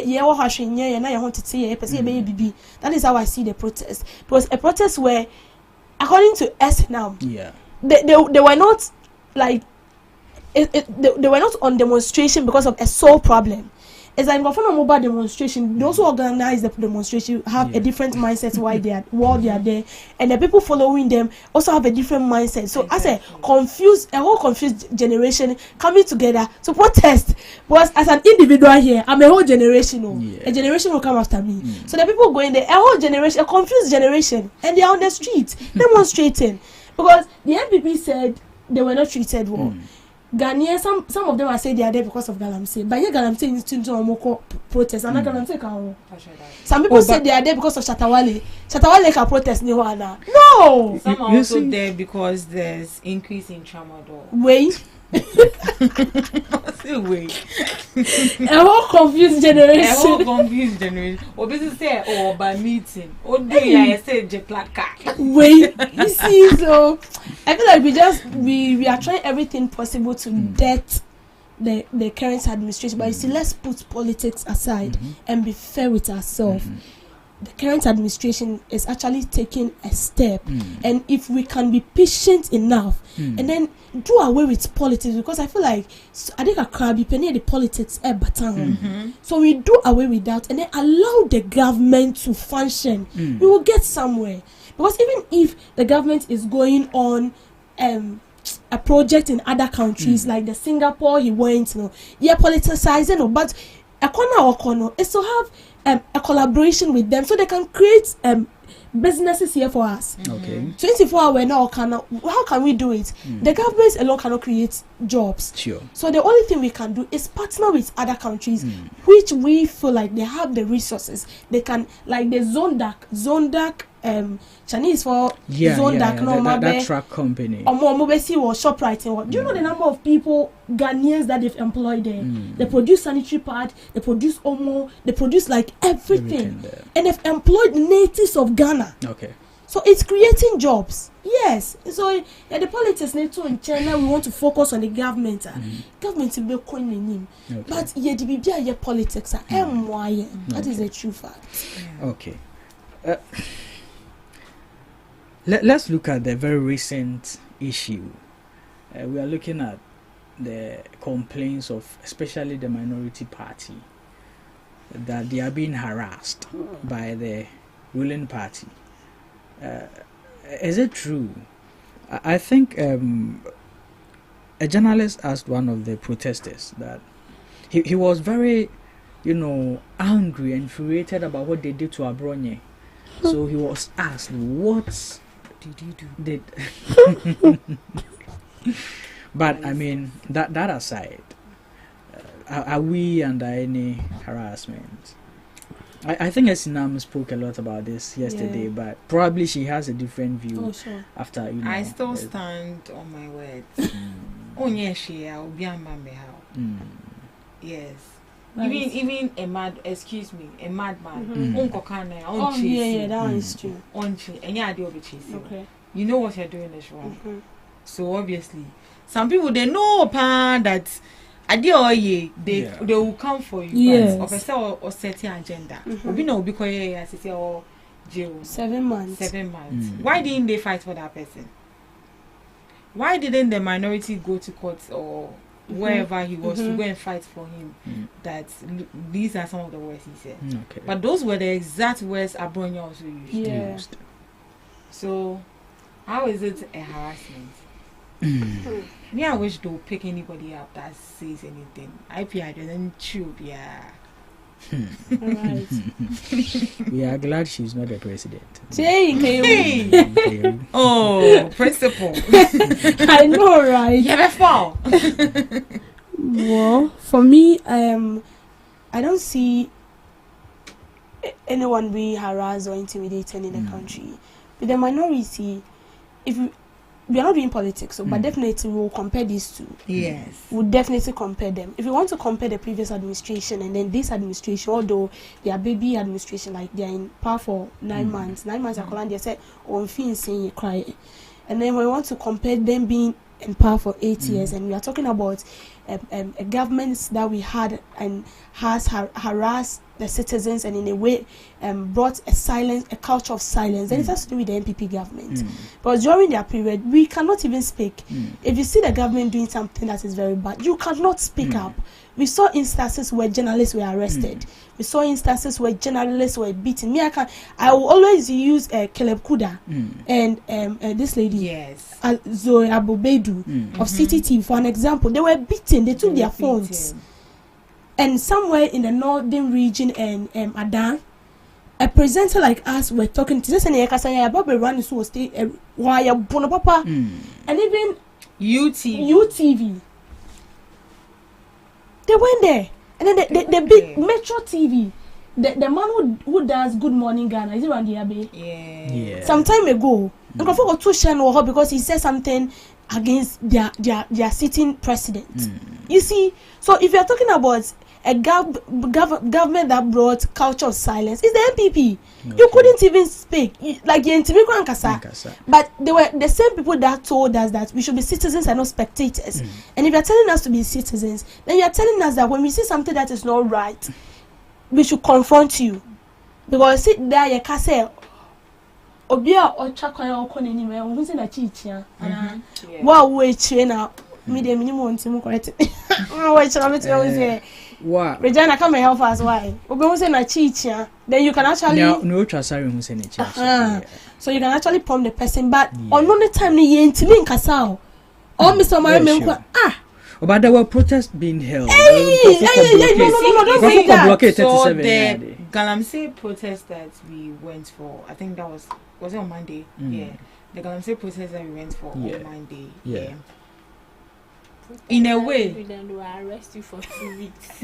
But it was because of what they did. What they did were they told do? not to What come did they to a do? particular place. They have the right to protest. Right. They have the right, but then they were blocking hospital roads.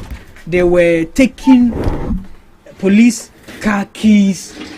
Come on. but wasn't necessary. We can protest, but that doesn't mean we should be lawless. I get you. Yeah. But why were they arrested and detained? Because they misbehaved. They misbehave. I don't understand. How? I don't get this argument. You have the right to protest. Fine, accepted. But protesting doesn't mean you have to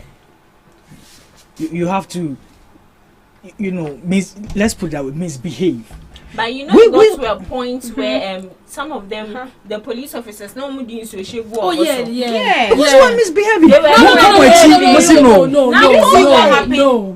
No. When we went for the protest, did you see what happened? What also happened to Afenyo Markin slapping the police? Yes. What about that one? Yes. Oh, but Afenyo was cautioned. He was cautioned. Was just that all? like that? If it was a normal civilian, Who made them? You know the Galamsey protest we went for, those people were actually celebrating 1 year for freedom. For them, they were being released from jail. Do you know that these people? Yeah. They got to 37 and they were arrested for what? For protesting. When in the constitution you are allowed to protest. There were reports that due to that protest, people died because the It's a lie. No one died. It's a lie. No one It's a lie. I They were not even to bring out. Belamudi even interviewed one person with Chantro. Yes.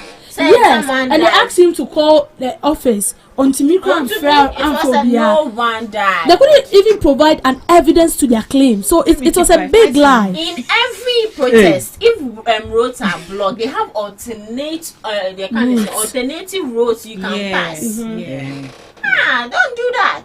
The MPP government, trust me, we couldn't get ourselves to, I wasn't there when they were protesting, but then even before the election, when people were protesting for Galamsey, they were arresting people. They arrested some Mami Penimuna all the way back. It got to a time they even arrested them. Yes, they arrested people because they were demonstrating, and even during their time, because they were giving licenses to people to go and mine, and they told us in the face that you ain't to be in mining. But today when they sit here, they cannot.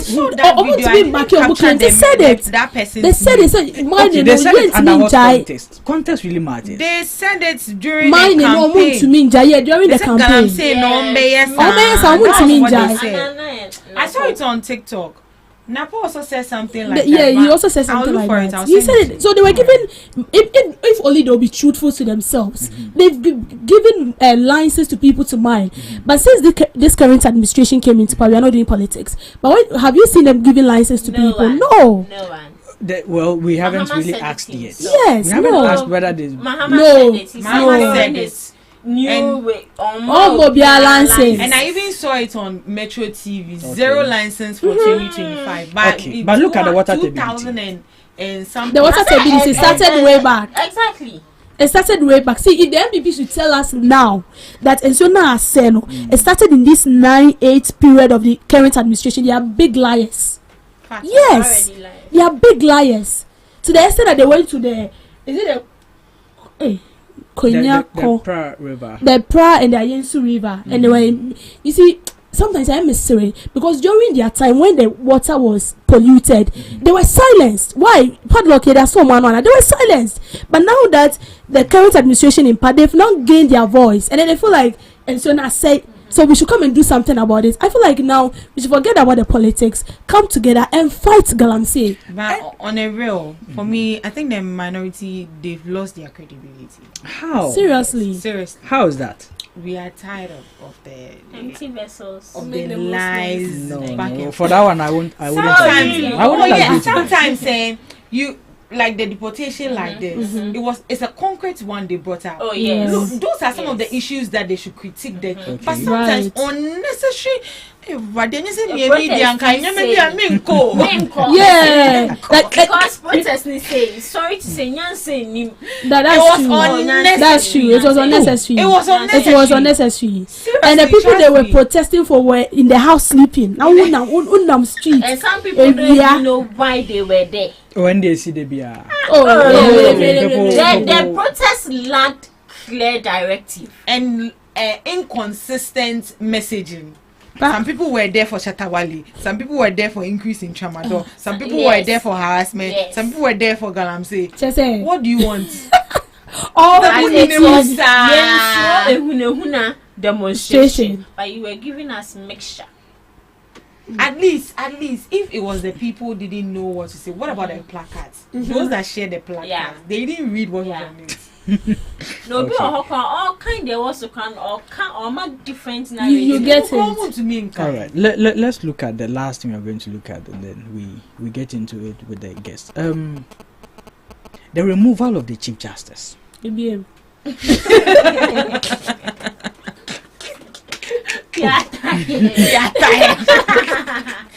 I want to call why. See, I think we are not really getting where the woman is coming from. How? Okay. For you to rise through the ranks of law to become a Chief Justice, and then just some petition which we can't really tell the basis of it, just to remove you. Is it really fair? That is the same way that you rise from level 100 to level 400, and then someone is talking to you in the exams, or you don't even open your mouth to talk. But once there's an eye contact between you and the person, it's assume you are talking. Then what happens? You will not write, you will not graduate. What about that one too? How is that comparable? No. How about that one too? Meaning you have to go and retake all the courses. You'll be banned from writing that exam for 2 years. Did you think about that before you even turning your neck to listen to what the person? The woman didn't turn her neck to anyone in the court. But if she really thought about that, looking at going to law school, LLB exams, 4 years degree, going to law school, being called to the bar, and having experience before you can become chief judge, 15 to 13 years experience. Yeah, what show? And then all of that, and then you do something. What did she do? Do something. What did she do? Oh, according to the report we saw. Okay, is it really substantial to validate her removal or to compel her to every be crime removed? is a crime. We don't have big crime, we don't have small crime. Every crime is crime. What, for me, I'm just speaking to what people are saying. It's not like this my own opinion, but I'm only asking, what exactly did this woman do?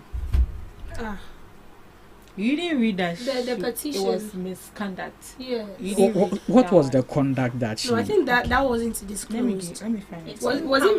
Was it? Yes, it wasn't disclosed. It was in camera, but some people. So you see why she is still fighting this case. No, but that is how it's supposed to be. I think those issues are not to be disclosed, right? Yeah. It's supposed to go through the right procedures, and then it went to the Council of State, to the President, and the President coming back. The final verdict of the President was based on the final research of the council. Yes. Even if the president is not even happy about removing her, there is nothing he once can do. The report is in and they say do this, who are you? You're supposed to do the Council of State. Who appoints them? The Council of State. I think is the president that appoints them. And then who appointed Gertrude? It's still the executive now, the president. No, the no, president. I'm talking about. Nanado. Oh, Yeah, okay. So okay, if- so you're if- trying to politicize it. No, I'm not But politicizing when it. your We are looking petition at- started way back Back under during- the administration of Nanado. Nanado. And even that, we know Nanado is a lawyer. Yes, Are he's we a lawyer. saying And Nanado really didn't find anything? I mean, he's a lawyer. If He's a the lawyer. petitions were very valid, he would have proceeded No. to. If it's not valid, then I'm not sure President Mahama would have taken that bold initiative. to even investigate, Yes. waste his time and investigate into It's the valid. issue. And then mind you, it's not just the Council of State that sat on that issue. There were neutral bodies also included Right. in that. So are you trying to tell me that those neutral bodies were influenced or sort of like had something against it to just remove it like that? Like So- I mean, Obi Anya Oshoye now like Otai now, what do you gain? That is you Okay. drinking poison on behalf of the person. That's right. After her removal, have you listened to the former Chief Justice? Oh, look, you're being very soon. Yes. You're Very being very soon. Hey. Have you listened to Solomon Owusu? Yes. Who? You're being So far. very soon. So far. Another Yes. petition is going to the president. Yeah, but you know, Queen. Because whatever you discuss there, must you tell us? No, they removed the person.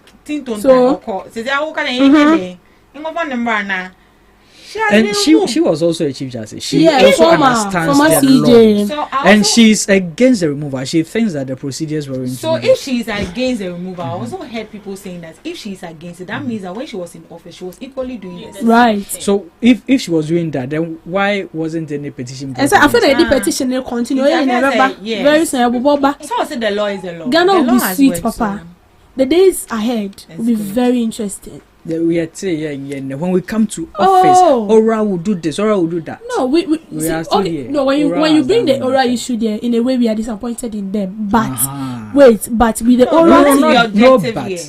no, no, oh, but- let me land. With the oral team, I've learned that what they do is to investigate on a particular person that is seen as guilty, but not yet like getting solid evidence. So their own is to do their basic research, do everything, get the concrete evidence against the person, and then they hand it over to the necessary authorities, like the Attorney General, and then they take it from there. And the Attorney General. Attorney General, no order.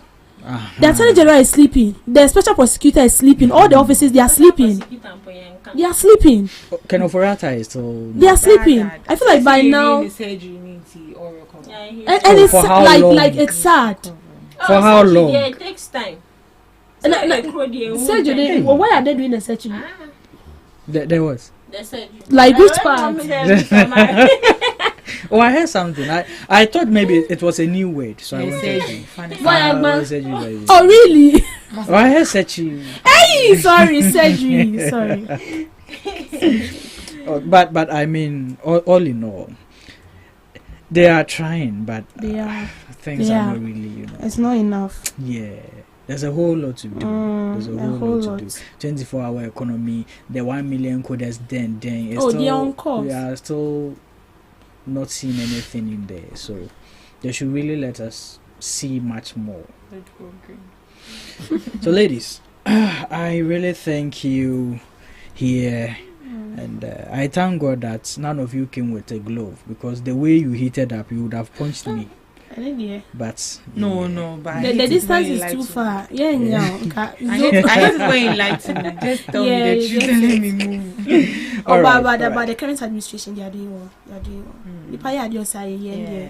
It's a oh, fact. no administration better not buy It's a one. fact. Yeah, Obi abe so yibi. say I'm sure na 30 cedis. You get it. Power is now 60 Me talk cedis. around 9,900. So say I'm turn 6,000. You get it. So it's a yeah. lot. Take advantage of the Yeah. CD. People are now buying new depreciation. phones. So. Yeah, the best here. So yes, tomorrow morning we'll be coming your way again with some of these conversations. Now we move on to the next segment with the guest. So stay tuned. We will be back shortly.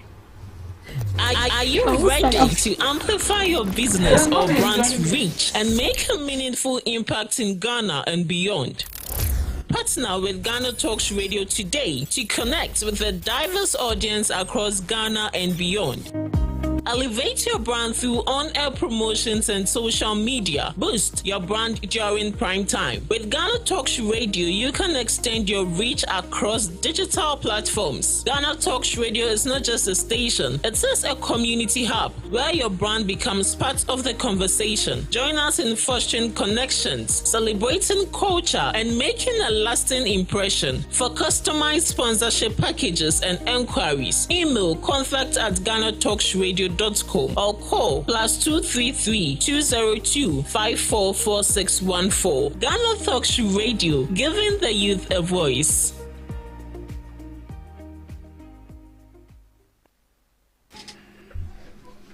So we are back in the studios, and we are ready with our guests who are also ready for today's discussion. Today is going to be one of the most distinguished days.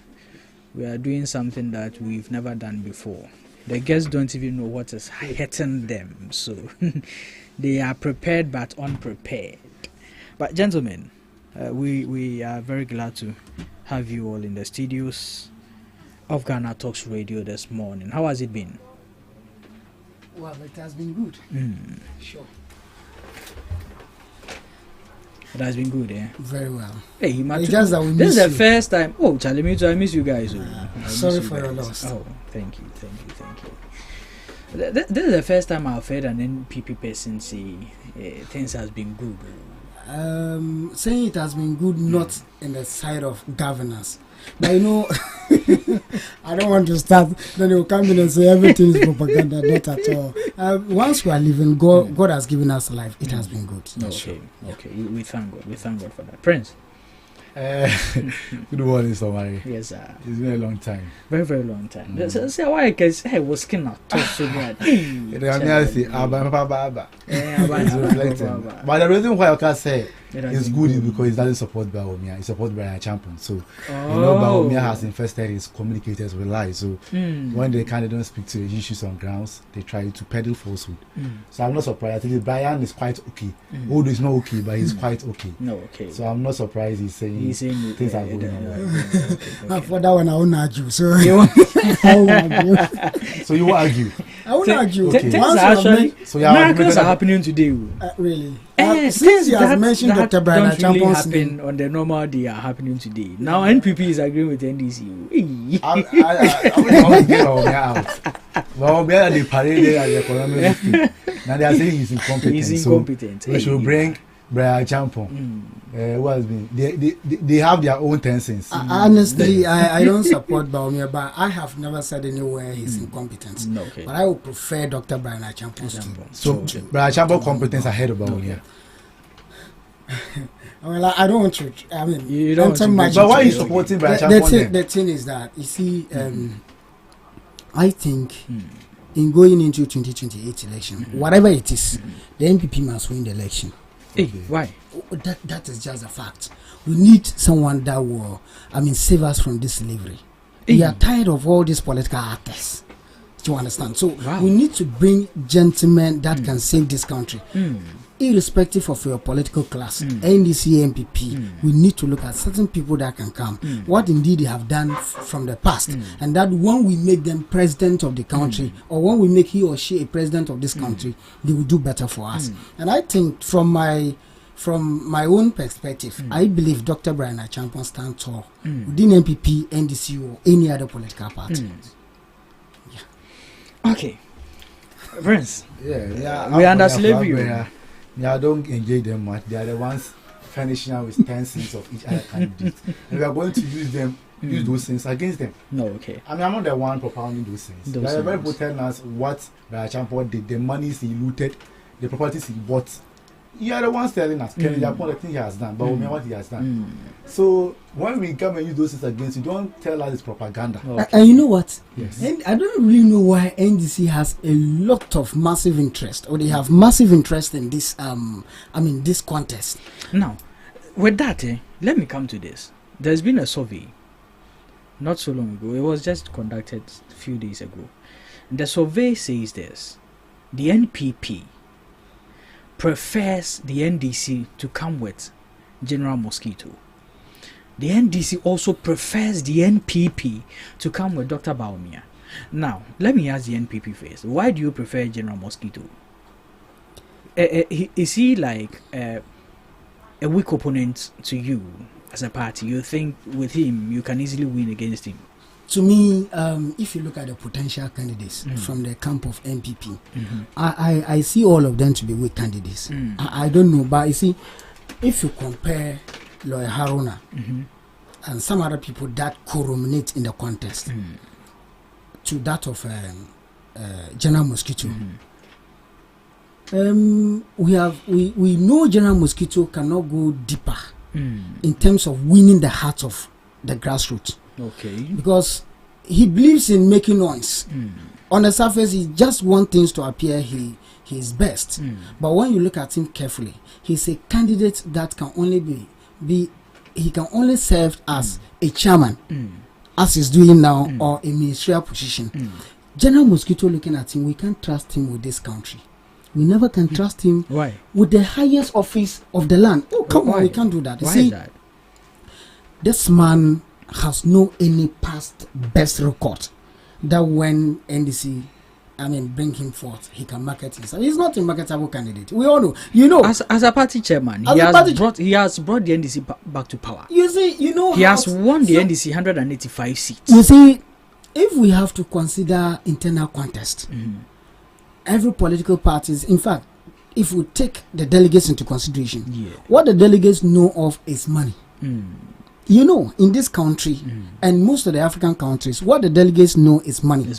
Okay. You understand? So it is simple. You can win the chairmanship. It is okay going for chairmanship. You can win it once you have the money and you have the big wings supporting you. Okay. So as and when General Mosquito, that is Johnson Selwyn Katia, became the chairman of this of NDC.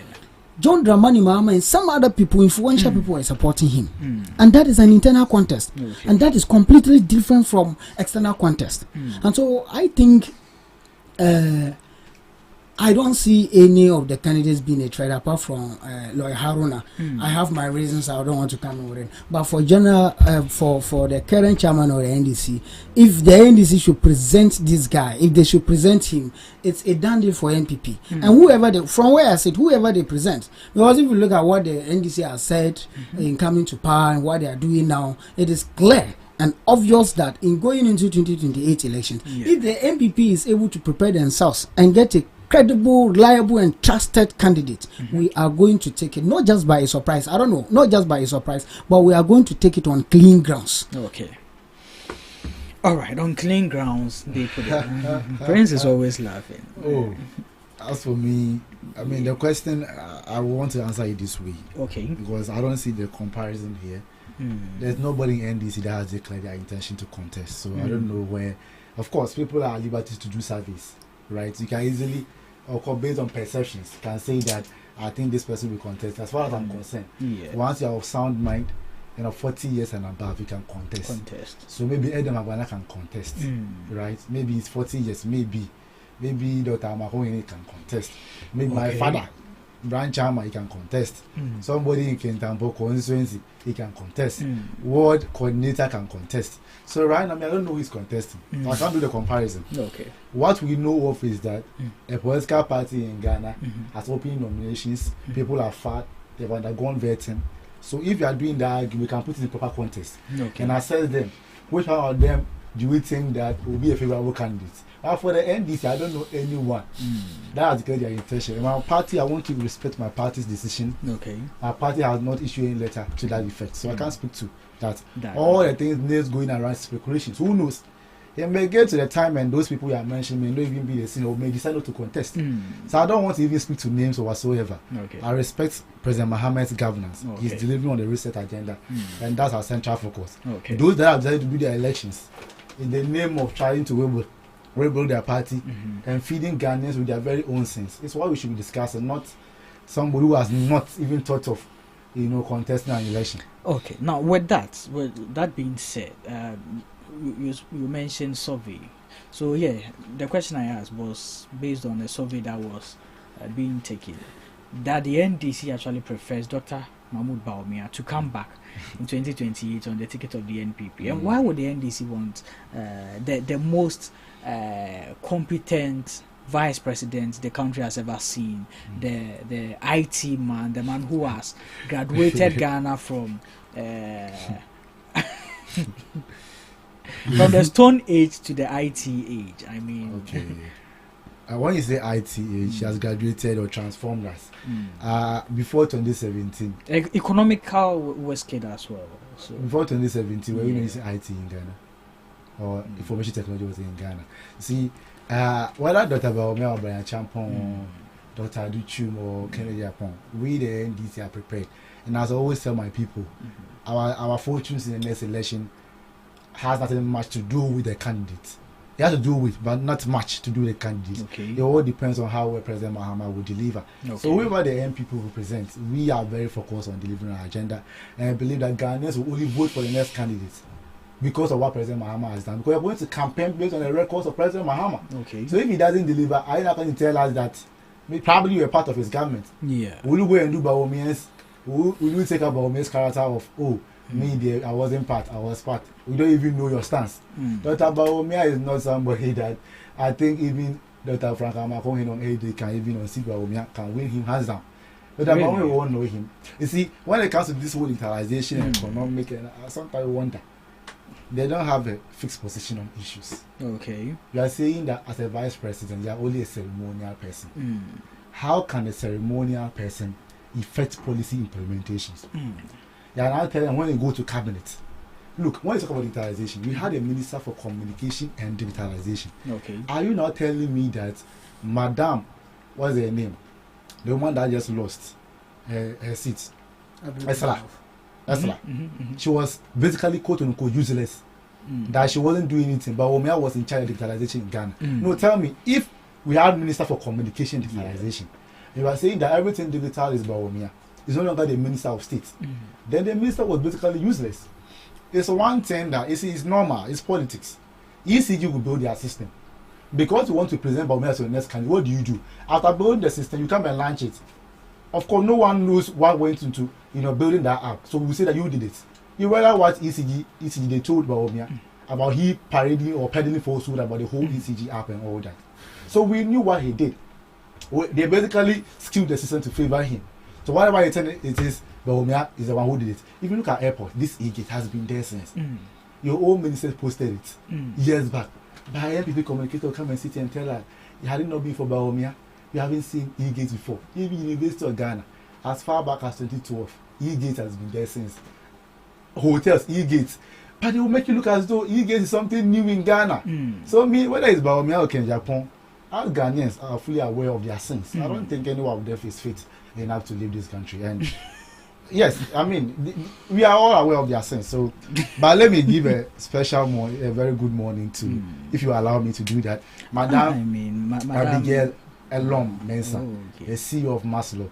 And she's doing very well. She's actively resetting Maslow, repositioning the institution to ensure that it can fulfill the mandate of providing loans to small and medium enterprises. And realize that on September 11, just this month, I mean, with National Security Operative, they were able to retrieve about 3 vehicles from the house of Chairman Wuntumi.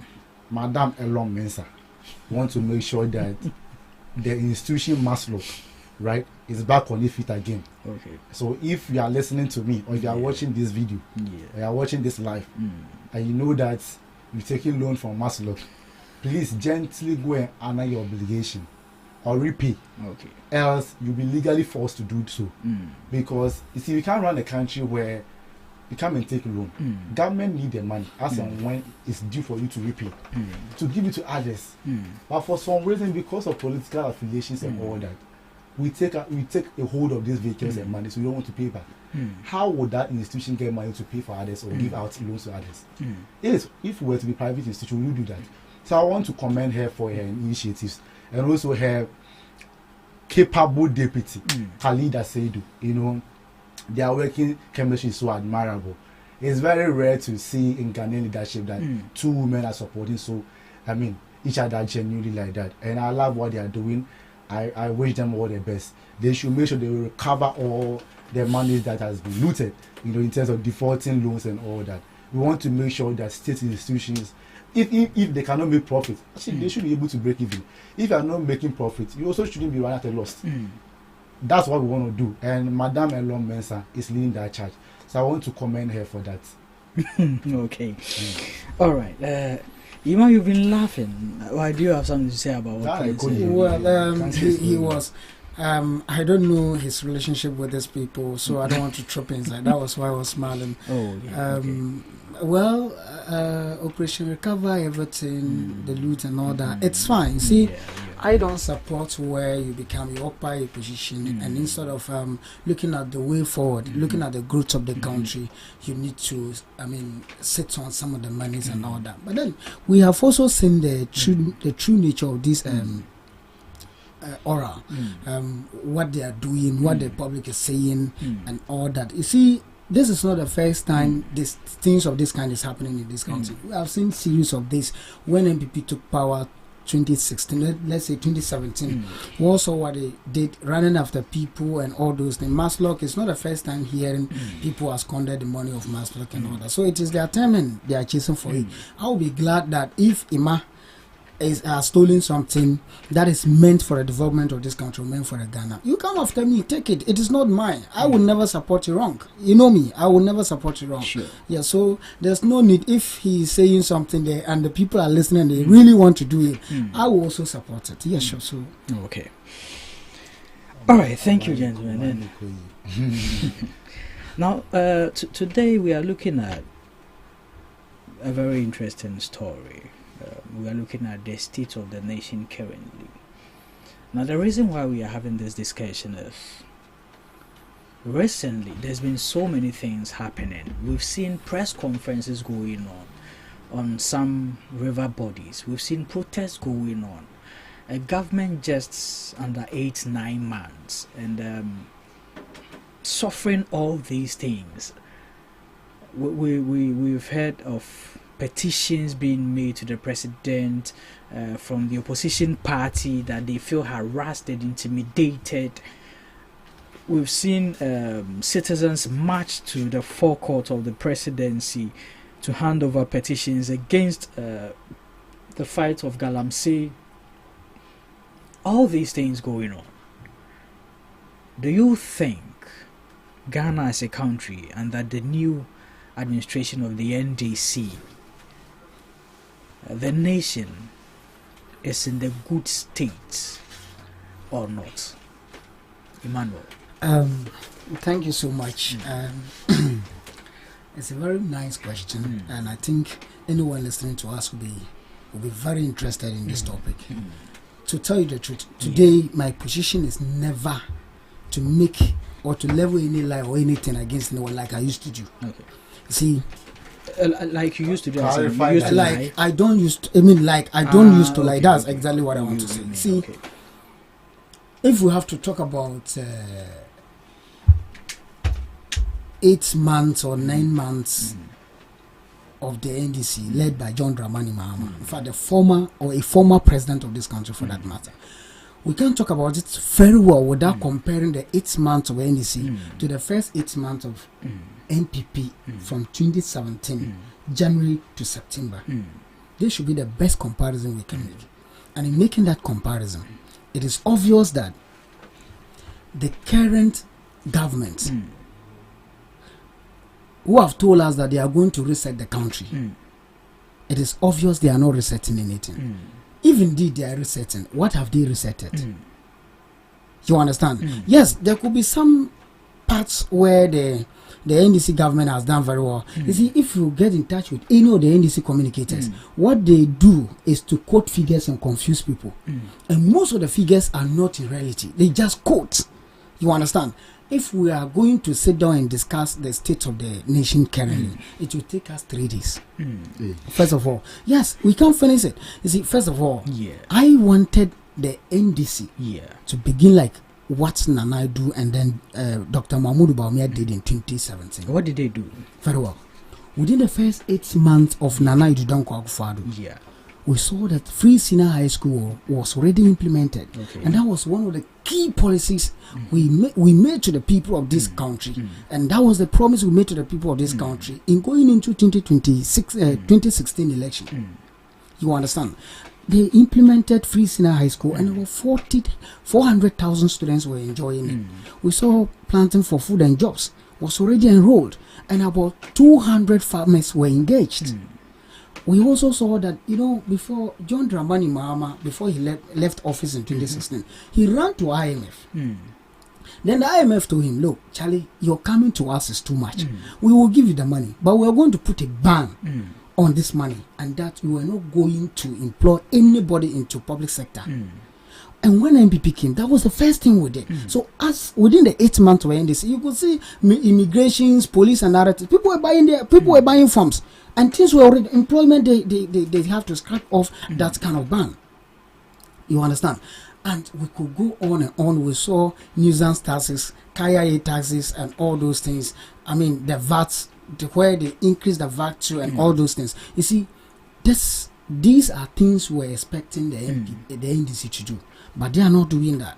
They keep saying they have resettled the country. They just compare the current state of the country to 2023, 2024. They never sit down to think of what is it, the global pandemic. They didn't. And meanwhile, you and I know, every average Ghanaian know that the global pandemic, in fact, it affected the whole world, not just Ghana. We know whether we like it or not.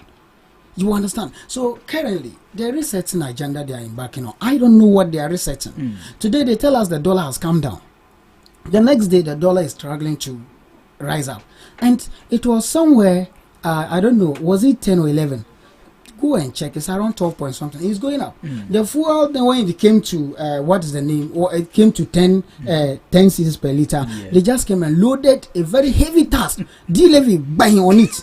Now, I was very scared and I asked people, hey, this D-levy you have just landed on this thing. How sure? If this thing is coming up, are you going to review that D-levy? So now, it seems on the surface the NDC is performing. Today as we speak, the fuel prices has been increased. It's not 13.2 or so. So it's not 16. No, I'm coming. It's going up. You understand? You never can tell. We are just talking about a short period. It has been reduced. Now it's going up. So that is why you should be afraid. And when it increased to, and we have saw yesterday, I saw something, I mean, a projection from Joy News that by the end of this month, we are going to buy for around 14.32. That is it. So it means the thing is going up. The dollar has also started going up. And let's listen to what the Bank of Ghana want. I mean, what their position on this things. When the thing started coming down, the IMF, and then what is the name? The Bank of Ghana, they all warned. They all said, look, government, you have to be careful. There are certain things you are doing. I am very surprised this same government told us that external indicators cannot affect our economy. But the IMF and Bank of Ghana warned them on these external factors and told them to be very careful, or else things will escalate. They should not be over rejoicing over, I mean, the reduction of the, the dollar, the depreciation, the depreciation of the dollar or whatever. No, the city is depreciation. They were clapping when it was coming down. It is going up. They say we shouldn't talk. As for the issue of demonstration, where do we say a country is doing well? A country we can only say a country is doing well when we take into consideration the country's GDP, the GDP growth. When we know that the NDC in 2016 left the country GDP at 3.6, if I'm right, and the NPP came to increase it to 5.7 when we were leaving office. That was what we handed over. And when you clock the GDP at 7 or 6.5, it means as a developing country, it means your economy is doing very well. You understand? These are things we left for the NDC and we're expecting them to do better. Well, anyway, completely, I don't want to say they are not doing anything. They are struggling. It is not easy. If you have been in government before, we are not like NDC that when they are in opposition, they make a lot of noise. And when you give them the table, or when you give them the power, they start running from angles to angles. Now, for the issue of the constitution, for me, I am so surprised. The very same people that were singing and telling NPP government to stop harassing people, they are doing worse. Wow. They are doing worse. Give us some instances. If you look at the Abunya's case, yeah, I mean, inviting people by Yoko, and finally you see that the government is having a hand in it. Oh, really? I mean, has there been if you instances have where one the government person, was having a of hand? course. Yoko is an independent state. It's an independent state, but we all know where the direction is coming from. It's an independent state. But I can tell you that sometimes you see, I mean, soldiers being deployed or police being deployed, about 60, 70 are marched to go and arrest just one person. As if the person is so big enough that one person cannot even 60 to 70 people. Oh, but that was in the case of, what's the name? The former, the current chairman of the Ashanti region, Chairman Wontumi. I mean, that was what they did. Abunya, that was the same thing they did. Wow. Do you understand? Even when they go to invite this guy, what's the name? Shatawale. We also the number of people that went there to arrest the gentleman as if he was already armed and was going to fire back. Do you understand? So, and even the case of Wontumi, you arrested someone. Give the constitution has been clear on this. Yeah. Give the person, there's a time frame to give the person a fair trial. The person was there. You camped the person, saying that the person should meet this target. Now you have to reduce it to this target. I mean, like that is very unfair. But I mean, listening to Chairman Wontumi some time back, that money shouldn't have been any problem for him. It wouldn't have been any money. But on what grounds was the money going to be paid? If you know someone has stolen, go after the person and seize the stolen items. Do you understand? I heard people saying 3 cars or some of the cars are retrieved or were retrieved from Chairman Wontumi. That is the perfect thing. Okay. You understand? We are not looking at the process. So for me, I'm not against Iyoko. I mean, this is a state institution. Yeah. But the fact that the government is intruding too much into their affairs is what I'm worried about. Okay. You understand? Okay. And with the use of the military, we have something we call Zebanism, the abuse and misuse of the military and then security personnel. The NDC is doing it too much. Right now, you know what happened? When you are an MPP member and you sit on any radio station or any social media and you make any comments against the current, president, I tell you, the next day, you are asked. So are you sure? That is it. Just any comment at all? You know it. I said a comment against the president. Yeah, and I'm asking you just any comment against the president. Any comment, because if you look at people they have been running after, they said some of their comments is creating panic and all that. Oh, but okay. What are some of the comments that you think these weren't enough basis for them Abunya, to? What has he said? That have to. What did that have to call for a deployment of military and security. What did Abunya say? What did he say? You should help me with it. Oh, you don't know what? I don't know what he said. Maybe you should help me with it. You said offensive. That's fine. You understand? Yeah. If you say something offensive, you see, we shouldn't. We have media, and media is one of the arms of government, of course, as a fourth arm of government. We have to respect the media, and respecting the media, you should as a government or as a president, you should be able to accept criticism. It's part of human life. So do you think what Abunya said was just criticism? We lived in this country where the NDC people described Nana Edudanko Akufo-Addo as a sweet smoker. You were here. Some even said Nana Addo was engaged into, ladies and all those things. People said a lot. Oh, he was bathing in air and people were insulting. They insulted. You see, Nana Addo didn't even go after any of them. The senior high school students, you were here.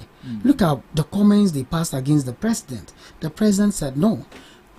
He hasn't seen anything offensive, even though the authority or the leadership of the school expelled those students from the school, and the president said no, reinstate those people. You understand? Every government should be open for criticism, but this government says no. You understand? So I think it is becoming too much. Yes, if someone has said something very wrong, I am not supporting it. But where this government wants to tune us to the point of not having a say, whether things are right or things are not right, that is not fine. And I'm not sure that is part of their research. I think the government should focus so much on giving youth employment. I think the government should look at the nurses that are moving around, singing songs on the road, carrying children every day, saying that they have not been paid over years now. I think the government should look at the teachers that are demonstrating every day. You understand? The demonstration is not just the MPP alone. You understand? It isn't MPP alone. There are other people like nurses going on streets, teachers going on streets, and a whole lot of people. You understand? Now, I've saw something like a group of political parties are coming to do some demonstration very soon, then against the current government. Then MPP was supposed to have their thank you too. I think it's about the removal of the Chief Justice. Yes. So let's get into that. I think for the sake of time, you should land with that particular topic for me. Okay. The removal of the Chief Justice and our judicial system as a whole, as of now. For now, as looking at our judicial system, I can clearly say and diaphanously support that the current government is controlling the judicial system very much. I don't know whether it's an independent body or not. Wow. I don't know. You see, at some point, the government has the authority to appoint someone. When things are not going right in this country, we will look at the president and, in fact, the government for that matter. If they say, "Oh, judicial system is an independent," but this is the last thing I don't even want to hear. You understand? You can tell me it's an independent body, and today, look at the case of is it Captain Smart or someone like that? No, Captain Smart, not Captain Smart. No, Abronya. That NDC communicator, I think I've forgotten the name. There's one, he's currently not based in Ghana here. Kevin Taylor. Look at his case when he appeared before court. What happened? Have you been following this man? You see, he just went there and within a twinkling of an eye, this man was freed. Hey, Ghana! And they are waiting for Jonas to come to this country. Then they'll prosecute him. You see, so our judicial system, for me, I can't talk much. Now, the last time I was saying, I think the Chief Justice, the former Chief Justice, that has been suspended. It is time she... Now she's no more suspended. She has been removed. Now, I think it's about time she has to give up. You understand? That is the system. You, an individual, cannot fight against NDC government. An individual can only fight against MPP government. You know why? It is the government that listens. But for this man, he should have known better, because you are a former president of this country. People dumped you and brought you back because we thought you have learned your senses. I was thinking John Dramani Mahama was coming to redeem his image, but it is clear that John Dramani Mahama has some personal interest. John Dramani Mahama. In fact, John Dramani Mahama, President, His Excellency John Dramani Mahama has his interest before coming to... I'm not saying anything wrong. Yes, he should have learned his lessons, being a former president and all that. You see, so the judicial system now, they are over-controlling them. Wow. They are over-controlling them. If you look at the current judgment given on Abunya's case, it was clear. And even some of the NDC people were saying, no, that should not be right. But after that, what did the government do? If you have to say checks and balances, what did the government do? Are you telling me the judge was superior than any other person? You understand? But remember, this guy was an MPP guy. When Chairman Wontumi was locked up, he wasn't even given fair trial. He was just there. People were pushing. In fact, arrange him before court or whatever. They didn't even listen to them. Are you telling me checks and balances did not exist at that time? Okay. You understand? Okay. So clearly on this matter, I want to say and submit that the Chief Justice, the former Chief Justice, has done very well. Fighting, everyone has seen, the whole world have seen that the lady has done very well. It's just that we don't have the first gentleman representing us in this country. It's not the person that can listen. Hence, his boys are also just like that. So she should give up. To me, the judicial system must sit up. Yes, it must sit up. Speaking of the judicial system setting up, do you think the appointment of a new Chief Justice is going to help in this matter? Well, he hasn't assumed office. And even if he has assumed office, he has not started. I am the type, I don't condemn people until I see the real them. You understand? Definitely, if one is gone, We will need someone to occupy that position. And I will never have no any other power to stand against any appointment. Unless otherwise the person start working, then we see that no, the direction you are sending us won't be the best. But I know every appointment, every political party, if MPP has done an appointment, the NDC will believe that yes, there's some kind of political attachment to it. You understand? So I will not be surprised if the gentleman will come and he will still be running after MPP guys. But well, I pray for him to do well. But I'm seeing that direction of working for NDC more than that of the MPP, and that will be a disgrace. That will be a big disgrace that you, as a Chief Justice of this country, that is supposed to work for the good people of this country, then you choose to, attach yourself to one political party because you are afraid of losing your position. That is not fair. One thing we should know is that politics is about the welfare of the people we are leading. But sometimes these political actors call themselves NDC. They believe that politics is not about the welfare of the people, but about the welfare of their political supporters and members. So I won't be surprised if this man should come and feel. Okay. All right. Thank you. Hey, no one else is from Bayachampo. No surprise. Bayachampo should he win in an unlikely event that he wouldn't survive internal contest.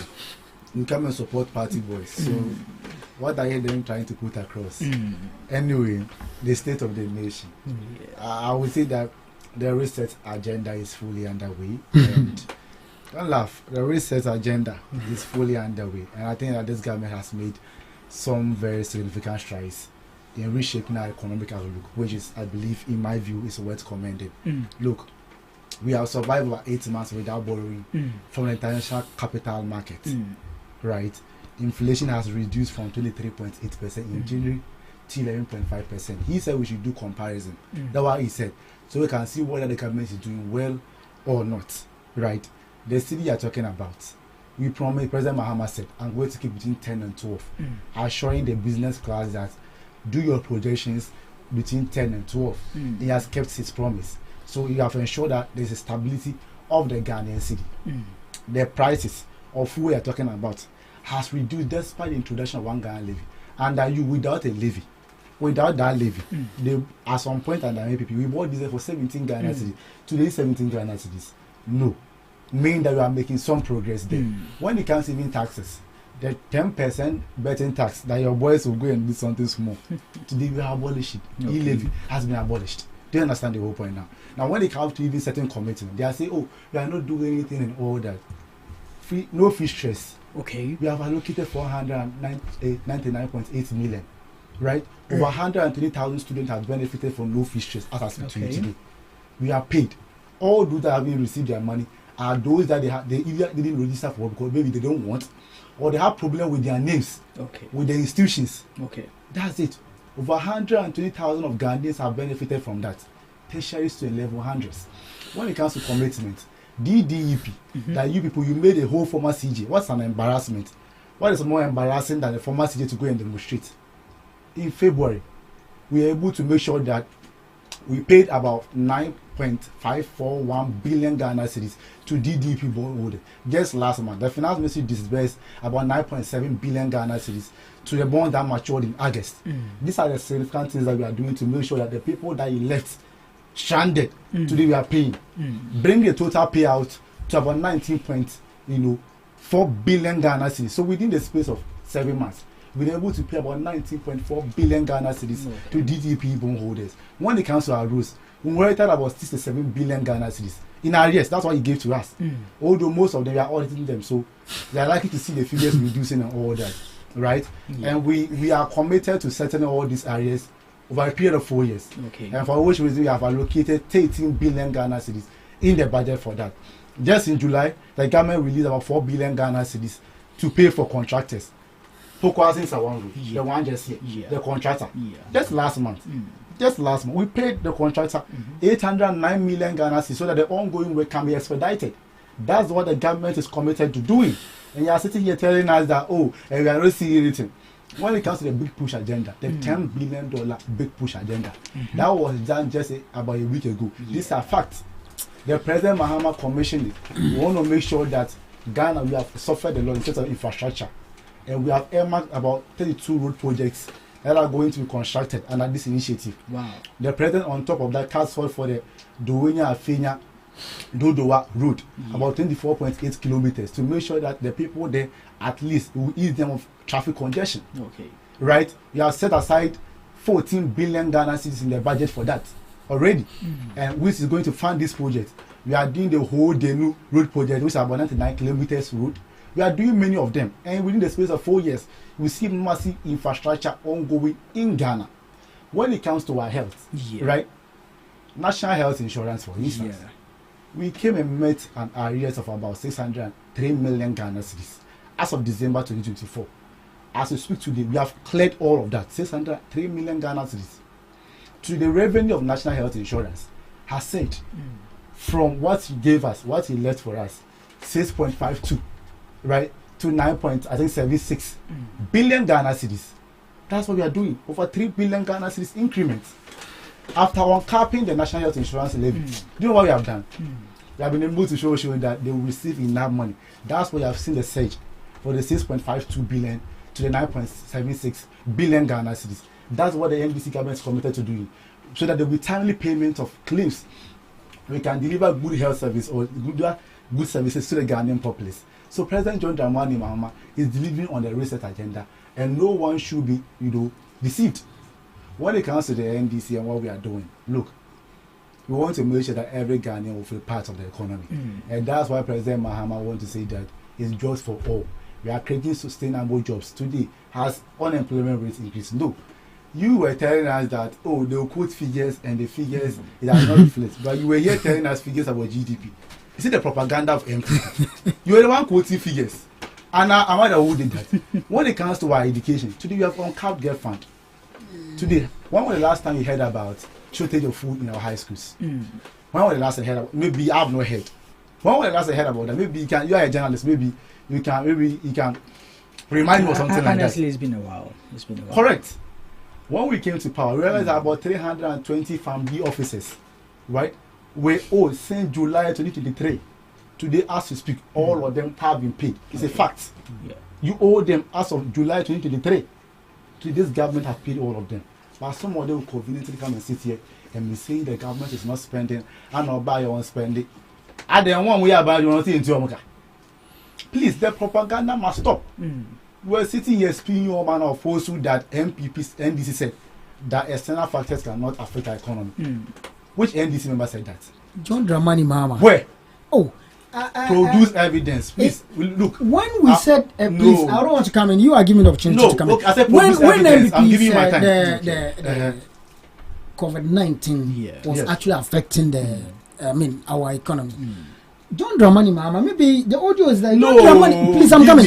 He said that external factors can't affect. Please, even listen, provide I am evidence. saying that these are things on what is it? Some judge even said that we listen. They said COVID-19. Who said? John Dramani Mahama, I'm telling you that. I'm saying that you have a phone. Listen. You can go to TikTok. No, all those things are there. True. I'm saying it. No. The family law. The basic analogy is that he who alleges must prove. That's the basic analogy. There are times where the burden of proof switches, right? But here you are alleging that President Mahama said so or Sanjay, and I am saying that's not true. President Mahama, I recall very me and Yawake in this studio. President Mahama has never said anywhere. He said it. Produce evidence, can't produce. No. I am saying that this laws in this country has evolved. You can't come and sit on radio and be lying to our viewers. Okay. President Mahama said that COVID-19 has affected our economy. Please relax. Stop until I end. Has impacted our economy. But it cannot be the sole reason for where we were at that stage in our economy. Okay. Because before COVID-19, everything showed that our economy was on the verge of collapsing. Okay. The World Bank director, country director, told us that our economy was on the verge of collapsing before COVID-19 came in. And President Mahama said that. Reckless spending and all that. But he never discounted the impact of COVID-19. Where did you read that from? I'm waiting for you before you leave. Produce that evidence. It's not true. We never said that. Okay. If you want to mention someone who rather said so, Dr. Bahmoud Bawumia, and I can't produce evidence. That's what about NDC communicators. We don't lie. It's Bahmoud Bawumia who said that. How can Ebola and other external shocks pass Cote d'Ivoire and other neighboring countries and affect only Ghana. Am I the one who said that? I'm quoting the very statement he said. But here you can't even point out the statement President Mahama made. Please don't come in, provide your evidence. That's it. You don't have to talk much. When it comes to the judiciary, look, Justice Bafo-Boni was appointed by President Kufuor under MPP. Okay. Is that true or not? This is not like, okay, is that true or not? Oh, yeah, sure. So if you want to even go toward that political line, Justice Bafo-Boni is an MPP appointee. Okay. He was appointed to the Supreme Court by President Kufuor. So today, President Mahama never appointed any new CJ that NDC brought into the Supreme Court. When it comes to separation of powers and what have you, me personally, I'm very saddened about what has happened to the Chief Justice as a person. No. Please relax. No. You were here defending it. Hey, relax. No, you cannot. Relax. Relax. You rushes too much. No. Relax. I'm joking. You know why? I'm saying that as a person, when someone is speaking, you have to listen intensely. Right? Correct. As a person, because I mean, you've gone through years of schools, the basic requirements is you should practice. If about 15 years and older, all of a sudden means that you can no longer practice, you can no longer hold yourself as a judge. Just 2 days ago, I was in the church with her. She was sitting in front of me, right? So that's it. But I was saying that when it comes to building our democracy, every day talk about America and the rest, building our democracy, we should ensure that there is strict adherence to rule of law and not emotions. So much as I may be saddened by what has happened to her, it's not about what I feel, it's about what she has done, whether it's true or not. Do you understand the whole point now? Now, as whether President is interfering in the ways of judiciary whatsoever, before President Akufo-Addo left power, there was a petition before him to make sure the Chief Justice is removed. Is that true or not? Why did President Akufo-Addo do that, to that? You know, did he even refer it to the Council of State in the first place? That's the question you are asking. Professor Kokwaza or something, I don't forget his real name. Yeah, we know him. Right. He sent that petition. So there were calls for the removal of the CJ even before NDC came into power. Now, the Constitution is very clear as to what the President can do. The President refers to the Council of State. Based on their recommendation of establishing a prima facie, simplicity is saying that on the face value of it, is there a reasonable cause to further interrogate the issue? It has not been this concrete evidence. Now a committee was set up, and based on their recommendation, the President is bound by that. The President has no discretion whatsoever.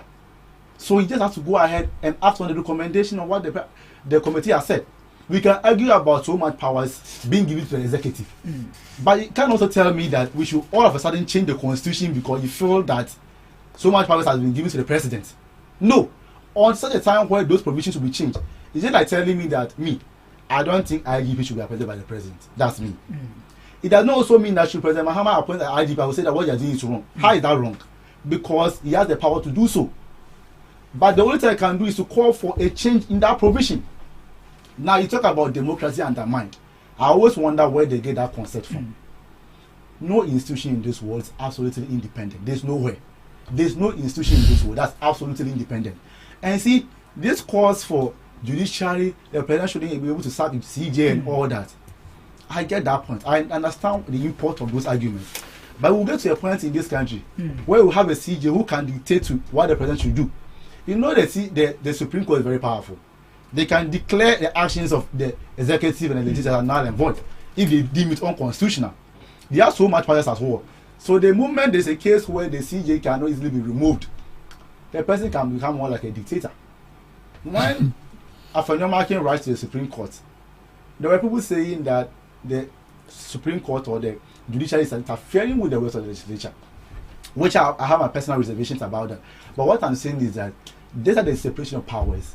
Everybody that has sat in every democracy class will tell you that the lecturer told him or her that separation of powers works in tandem with checks and balances. Okay. It's just like President Mahama today. If you read our constitution, it's very clear that the president must take preeminence about all persons in Ghana, including the vice president, the speaker, and the chief justice. I'm not saying even the president too. And I'm using the word even because of what the constitution has said.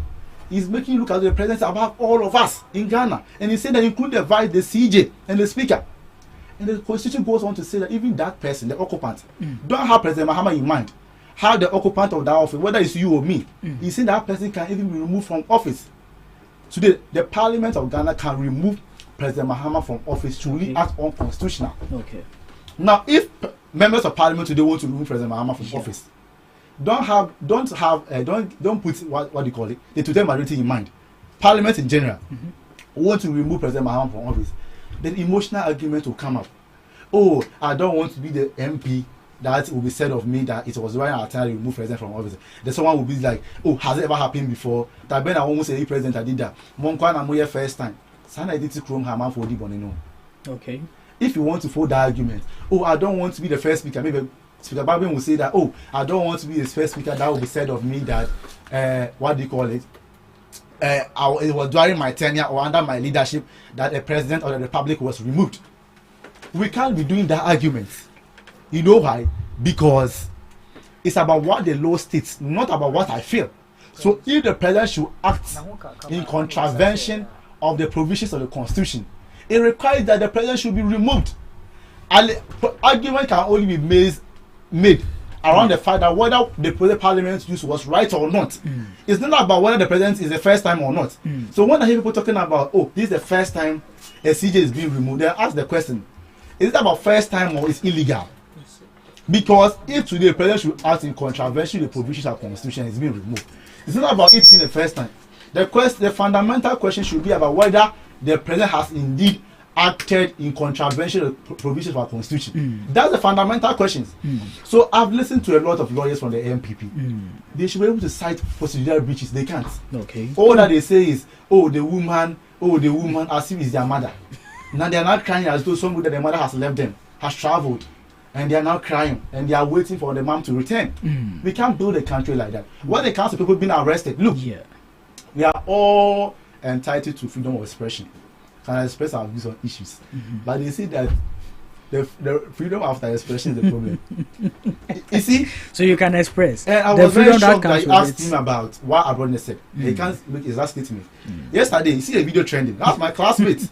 Oh, really? Yes. The guy. That guy said he can't even say what Abroad said. That's somebody who has graduated from Legon. TESCON organizer. A member of a supposed intellectual party. Elite party. That's my friend, my classmate. Oh, really? Yes. The one who said you forget it. No. Please relax. You want to go and demonstrate. You were talking about demonstration here. The MPP should be sued or we should demonstrate against the MPP for deceiving the public. Why? Do you know what they did? No. That's under false pretense. You want to deceive people that you were going to have a meeting somewhere. All of a sudden, they found themselves in a demonstration. Some of them don't even know that. Oh, are you sure? Please, I don't want to mention like channels. 1957 News. You can go there. Some were interviewed. They said they don't know why they are there. Some too. In fact, GhanaTalks Radio was there, and you've seen the videos, right? Said that. Now, some said that. I was finding it difficult to even believe. Someone said that because Shatawale. Some too said that they have been moved from circle. Yeah. So look, what you did. You could clearly see that some of them they are struggling from. Nobody brought them; they came on their own. But I want to draw your attention to something. He said clearly he hasn't seen where some of the activities the government is undertaking, and that's a breach to the constitution. We recently heard of what is going on, where the foreign affairs minister have to breach the article. Please, I want to draw his attention. I'm not going to talk. I'm just going to draw his attention. In case of I'm just drawing his attention so that he will try to clarify. If he, you see, give me the attention you are trying to draw. It's not drawing. You know why? You know why? You can't. That's inconsequential. I never mentioned.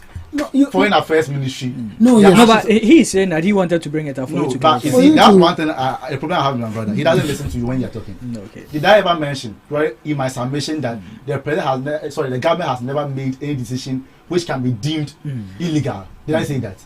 I said that. Have you been able to cite any procedural breaches? Respect to the removal of the CJ. Okay. Very clear. So you were talking about the CJ. Very clear. It's simplicity. Please. Correct. So moving ahead, you did a demonstration that people that came there, they don't even know why they are there. Even the one that claims he's there, an intellectual member, so-called TESCON organizer, that one too, he just came. You didn't call him, right? He's one of the organizers. When Okadachi was doing his demonstration, he trended once more. You know what he was saying? He doesn't even know why he's demonstrating. TESCON organizer, my own good friend, so that he buys food for me, right? He doesn't even know why he's demonstrating. Some people are graduated from University of Ghana, of course, Legon. He doesn't know why he's demonstrating. He doesn't even know what Abonya has said. So how can this person, right, call on government to change its action because you don't even know what you stand for? You are saying you don't know what Abonya has said. So how do you argue your point that the president is trying to manhandle? You are saying military was deployed to whose house? Oh, but you didn't watch. Abrone surrounded himself. Is that true or not? Listen, please. I don't know if you watch the video. Please, you see. Please. On the more when it comes to look at the people, even when Abrone was even coming back, where they pick him to. Look at the number of people that were following. I don't want to play audios here, videos here. Clearly, if we want to go into those things, it must distract our listen. That's why I'm just being quiet. You understand? If you go and watch those videos, we all listen to news. You saw the number of people that escorted the man as if he's a criminal and they just went and brought him somewhere. I was asking him to tell us why did they pick up Abrone. I wanted him to mention it because I haven't seen the man said it. I didn't hear the man saying anything offensive. It's normal to criticize government. Well, I don't want to go into it. He can go ahead. He can go ahead. When he's done, I'll come in. Are you done? I'm done. done. About the judge. The same judge. Do you read the ruling of that? Me, I have my reservation about what the judge did, right? But that judge has cited cases under you. He did similar things. Did you read the ruling? I read it. Read chapter 8 of that. Page 8 of that. Read it. So me, I'm very surprised that all of us don't come and sit here. That judge can all condemn his line of ruling or his stance of ruling. And he has made references to cases, even the wound to me journalists. He sat on that case and extended his bail, or for him to go and stay in the bail, in custody for a while, right? He cited under NDC what he did to one of our people, right? So I'm wondering why they come and sit here and tell us that judiciary is an attack whatsoever. You, when we talk about attacking, you did physical attack. Your own people, Kumasi, they went to a court to go and beat people. You are talking about media, press freedom, what have you. It's only under MPP that people who claim to be MPP, not even claimed. They said they are MPP members. Even later, your national executive went there to build them. They went to UTV, a live program. You want to come and dictate to a media house what they should say on their program. What is the wrong in me saying that I have an entertainment program I'm doing, but I'm discussing national issues? They are saying, no, I'm not supposed to discuss national issues. Okay. Under you were dictating what journalists should do in this country. Yeah. So what we saw under you wasn't democracy. It was pure autocracy. Democracy was deeply undermined. And you realize you were beating judges. Judges were beating pregnant judge. Your people, they had to force people out of jail. So today you have the moral temerity to come and sit and talk about democracy. Do you know what democracy is about? President Akufo, does he know what democracy is about? Today, people have the right to go and demonstrate in front of Jubilee House. And you even get close, you will see hot water. But Prince, even with that, yes. I understand that they peacefully demonstrated. But is it not worrying that just under 8 months, your party is being demonstrated against on issues? You see, what will be worrying to me is what the demonstration is about. What will be worrying to me is if you're able to cite the demonstration, the cause or the reason behind the demonstration. If you are demonstrating about, is it Ahunahuna? Did he say Ahunahuna? So we shouldn't arrest you. Napo, was he arrested or not? Until Napo came out to tell us that he was invited. Did you know about it?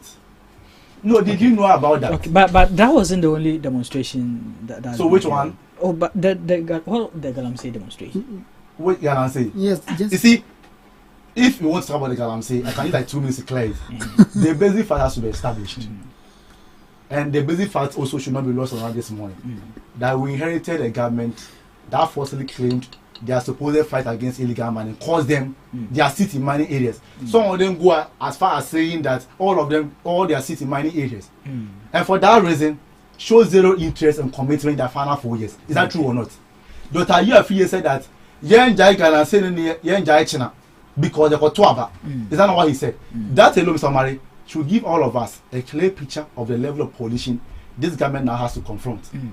But notwithstanding all these facts, this government has made some appreciable commitment to curbing this menace. And that's very evident. We had about 9 forest reserves that were completely taken over by armed illegal miners. And for that matter, we labeled as red zones. Today, as you speak, as Eraso as Idonko, all the 9 forest reserves has been reclaimed. All of them. So they're going to station military officers there to make sure they safeguard the place. Today, as we speak, now, excavators are important to the country. You don't just come and say, oh, I'm importing an excavator. You have to justify their intended use other than illegal mining. You have to make sure that tracking devices are fitted so we can track their movement. Today, as we speak, small-scale legal mining sites, concessions, are now being geofence in terms of making sure that the coordinate of their site plans are being geofenced, right? So you can check the movement of machines to there. It is also instructive to point out that in the last 8 months, not even a single license has been issued for anyone to go and mine in our forest reserves. Okay. Take our major river bodies. See, we want to measure the pollution of water bodies. You have to look at the nephrolometric stability unit of our water bodies, and as you speak, it has reduced. Look, take our major river bodies. This is from Water Resource Commission. That there's River Bia. That's one of the major rivers in Ghana. As of February 2025, it was 5,450 NTU. That's February 2025 this year. 5,450. Today, as we speak, it has reduced to 372 NTU.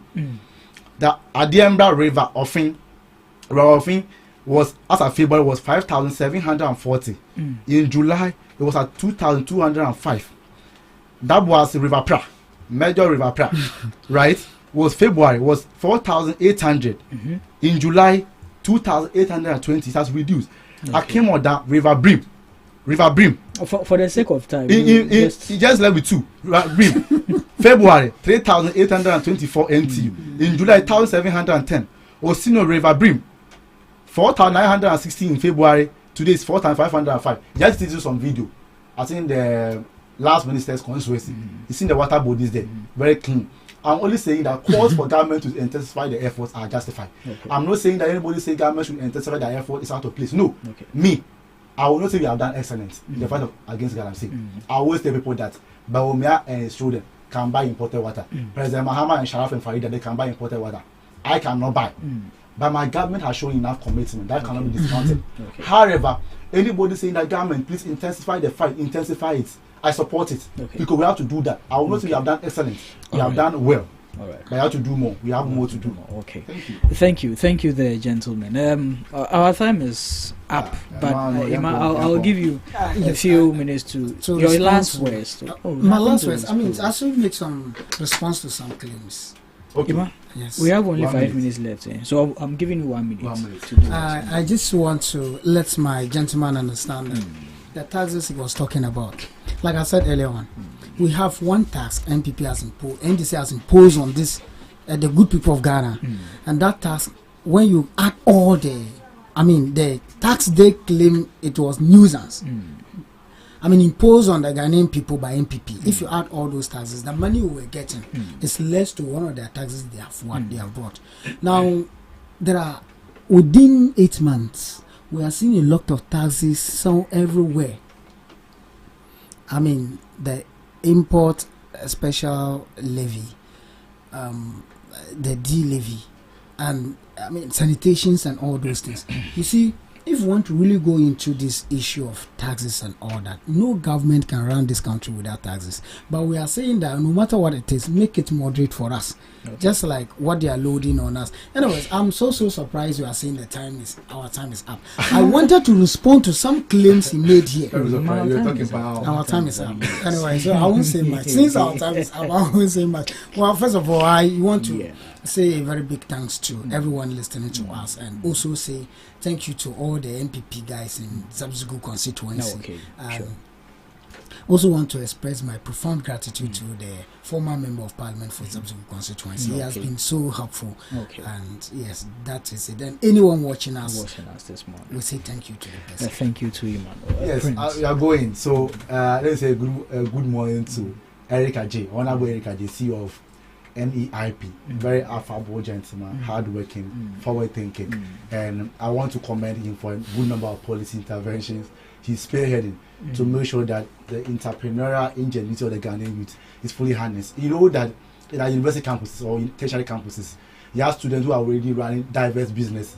Some are selling with food, some are doing makeup, some are repairing laptops and all that. But when they start national service, you realize that they come to a halt because they have to go to work and all that. But he's saying that this year alone, we want to take about 10,000 of them. That will be attached to NEIP. So instead of you going to maybe Gapova, for which reason you can no longer go and sew, that your clothes, you will be attached to NEIP. You'll be giving mentorship trainings, you'll be giving financial assistance. So you continue. So whilst you will do it as your service, so you can continue your business. We want to grow Ghanaian businesses. Right from the tertiary institutions, you have a business already running. It shouldn't come to a halt because you are doing national service. So one of my friends like this in UG, after class, she will go and so she has a shop at Nine Market, everybody know UG. She was complaining to me that, Prince, yes, service here, maybe business in anything. And now, Medanyamia said Erika J. to make sure that today, that lady will no longer leave her business because she's making some good money. Okay. She wants to continue. Okay. And I believe today that Erika J. will even consider her and give her some support to continue. So these are the initiatives that people should bring on board. And this for me is very refreshing because it's telling you that the young minds can do. President Mahama having belief in the youth has really paid off. And the subsequent NDT government, I believe very well that the youth will be given opportunity to serve this country. Thank you. Thank you, the gentlemen, and thank you to our viewers and audience, whoever listened to us and watched us this morning. It's been a great time on the show, but this is where we'll leave you. We'll come your way same time tomorrow. Enjoy the rest of your day. GhanaTalks Radio.